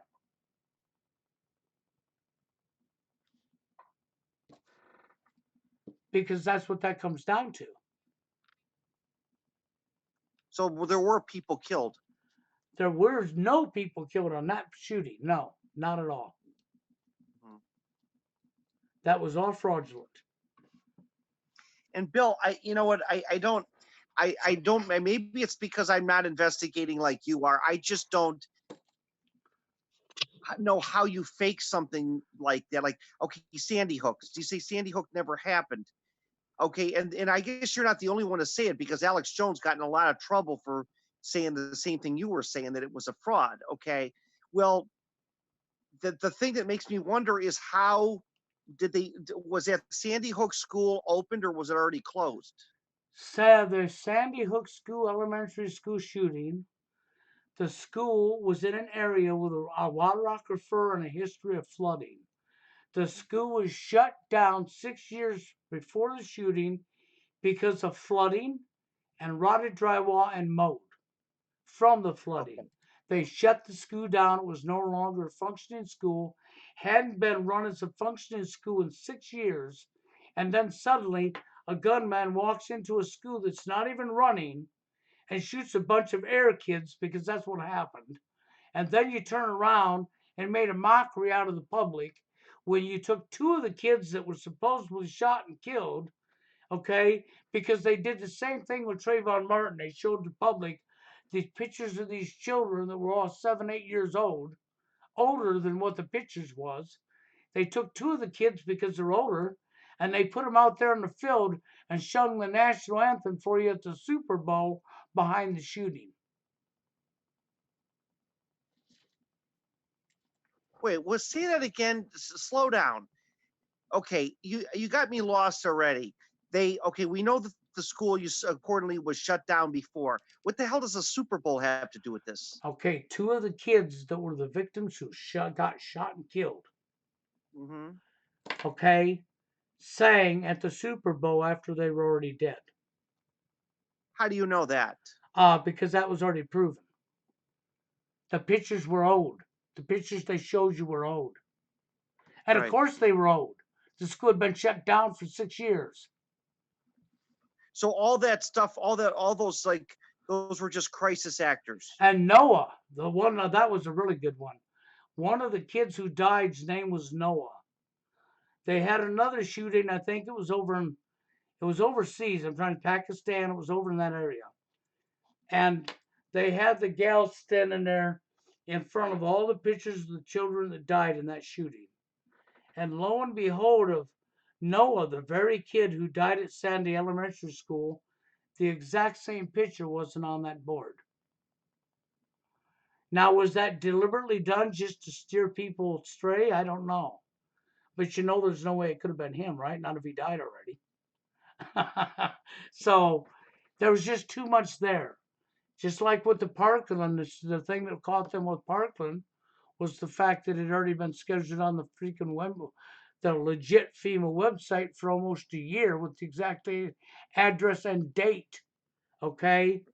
And that was listed. And then, okay, so somebody just walked by, the police and the military, and shot a bunch of people in school. And the police and the military just stood by and did nothing about it, huh?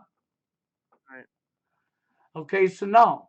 But they do this stuff. That's one of the reasons they got the gun laws passed that they got that I was telling you about. They're Right. using this stuff to pass bills and laws against us. Right. It's a sad situation. We have a world that's legalized propaganda lying to the public. And then they lie to the public on a regular basis. And then the public don't look into anything. And then the public believes and falls for the lies. Mm-hmm. Okay. That actually irritates the hell out of me because, first off, legalizing lying to the world or to the public on your local news on TV should be illegal as all hell to begin with. But it's not. It's acceptable. It's okay to lie to everybody. We'll Yeah. just we'll just say it's in the name of national security. Right. Okay? What national security? You mean the right to take all of your freedoms from you?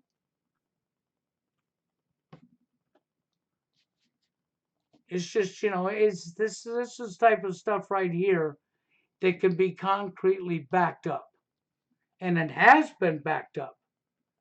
And unfortunately, we still do nothing about it. Right. Because all I got to do is keep pushing the same propaganda.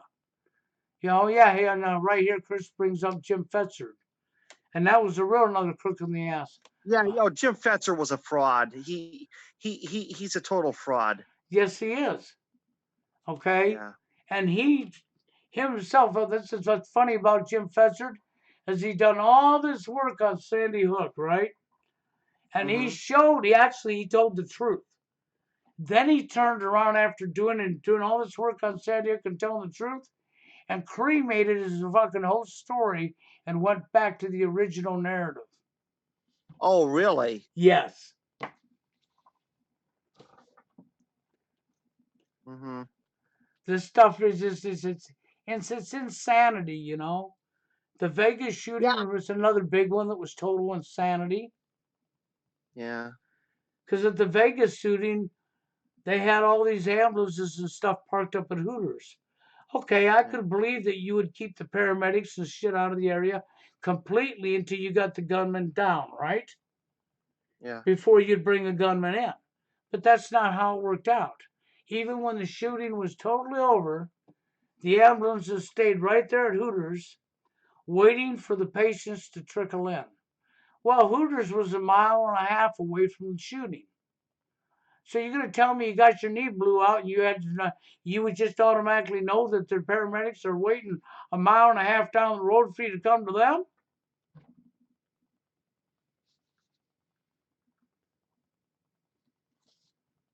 Bill, what are you talking about? What do you mean? What does the ambulances have to do with Hooters and all this shit?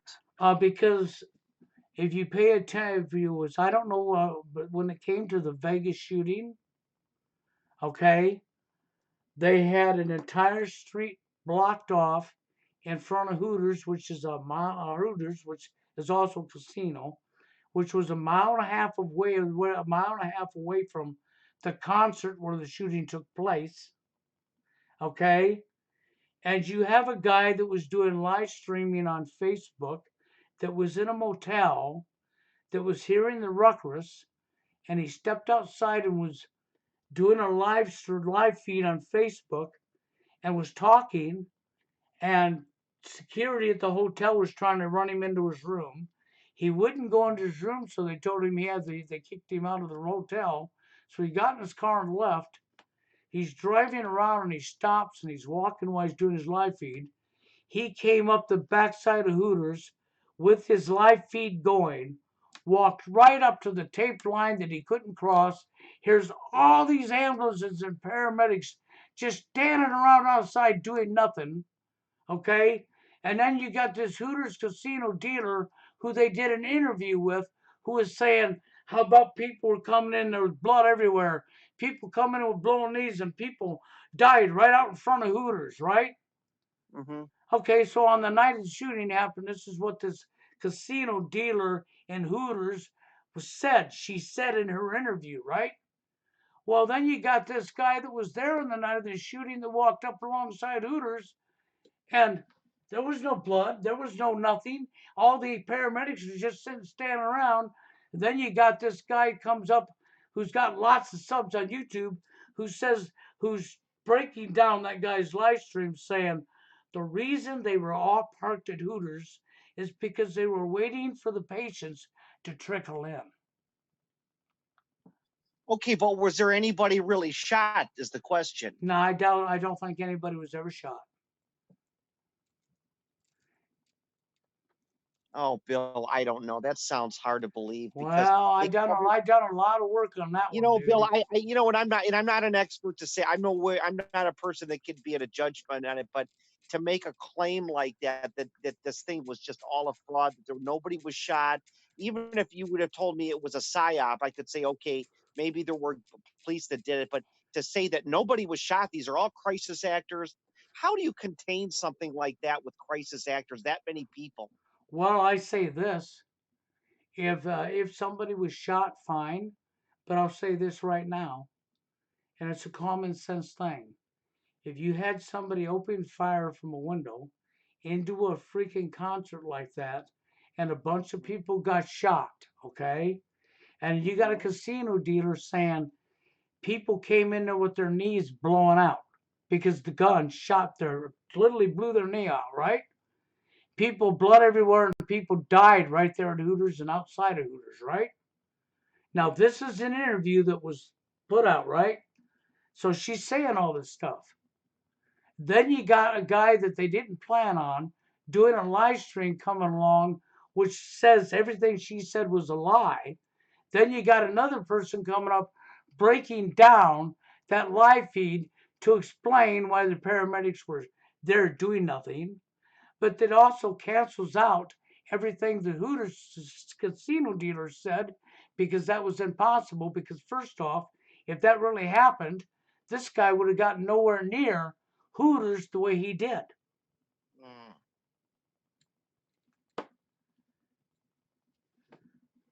There was just too many. That's when they actually took down my channel.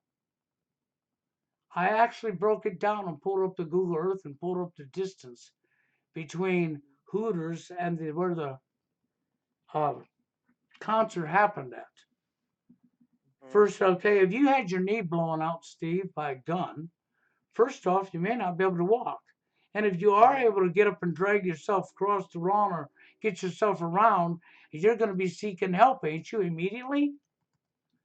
So why would you walk a mile and a half past all these different businesses and homes and go to Hooters because you just know the ambulance is there? How would you even know they're there? You wouldn't. So you're saying that the people that claim to be of shot could have just all been acting this out? Yes.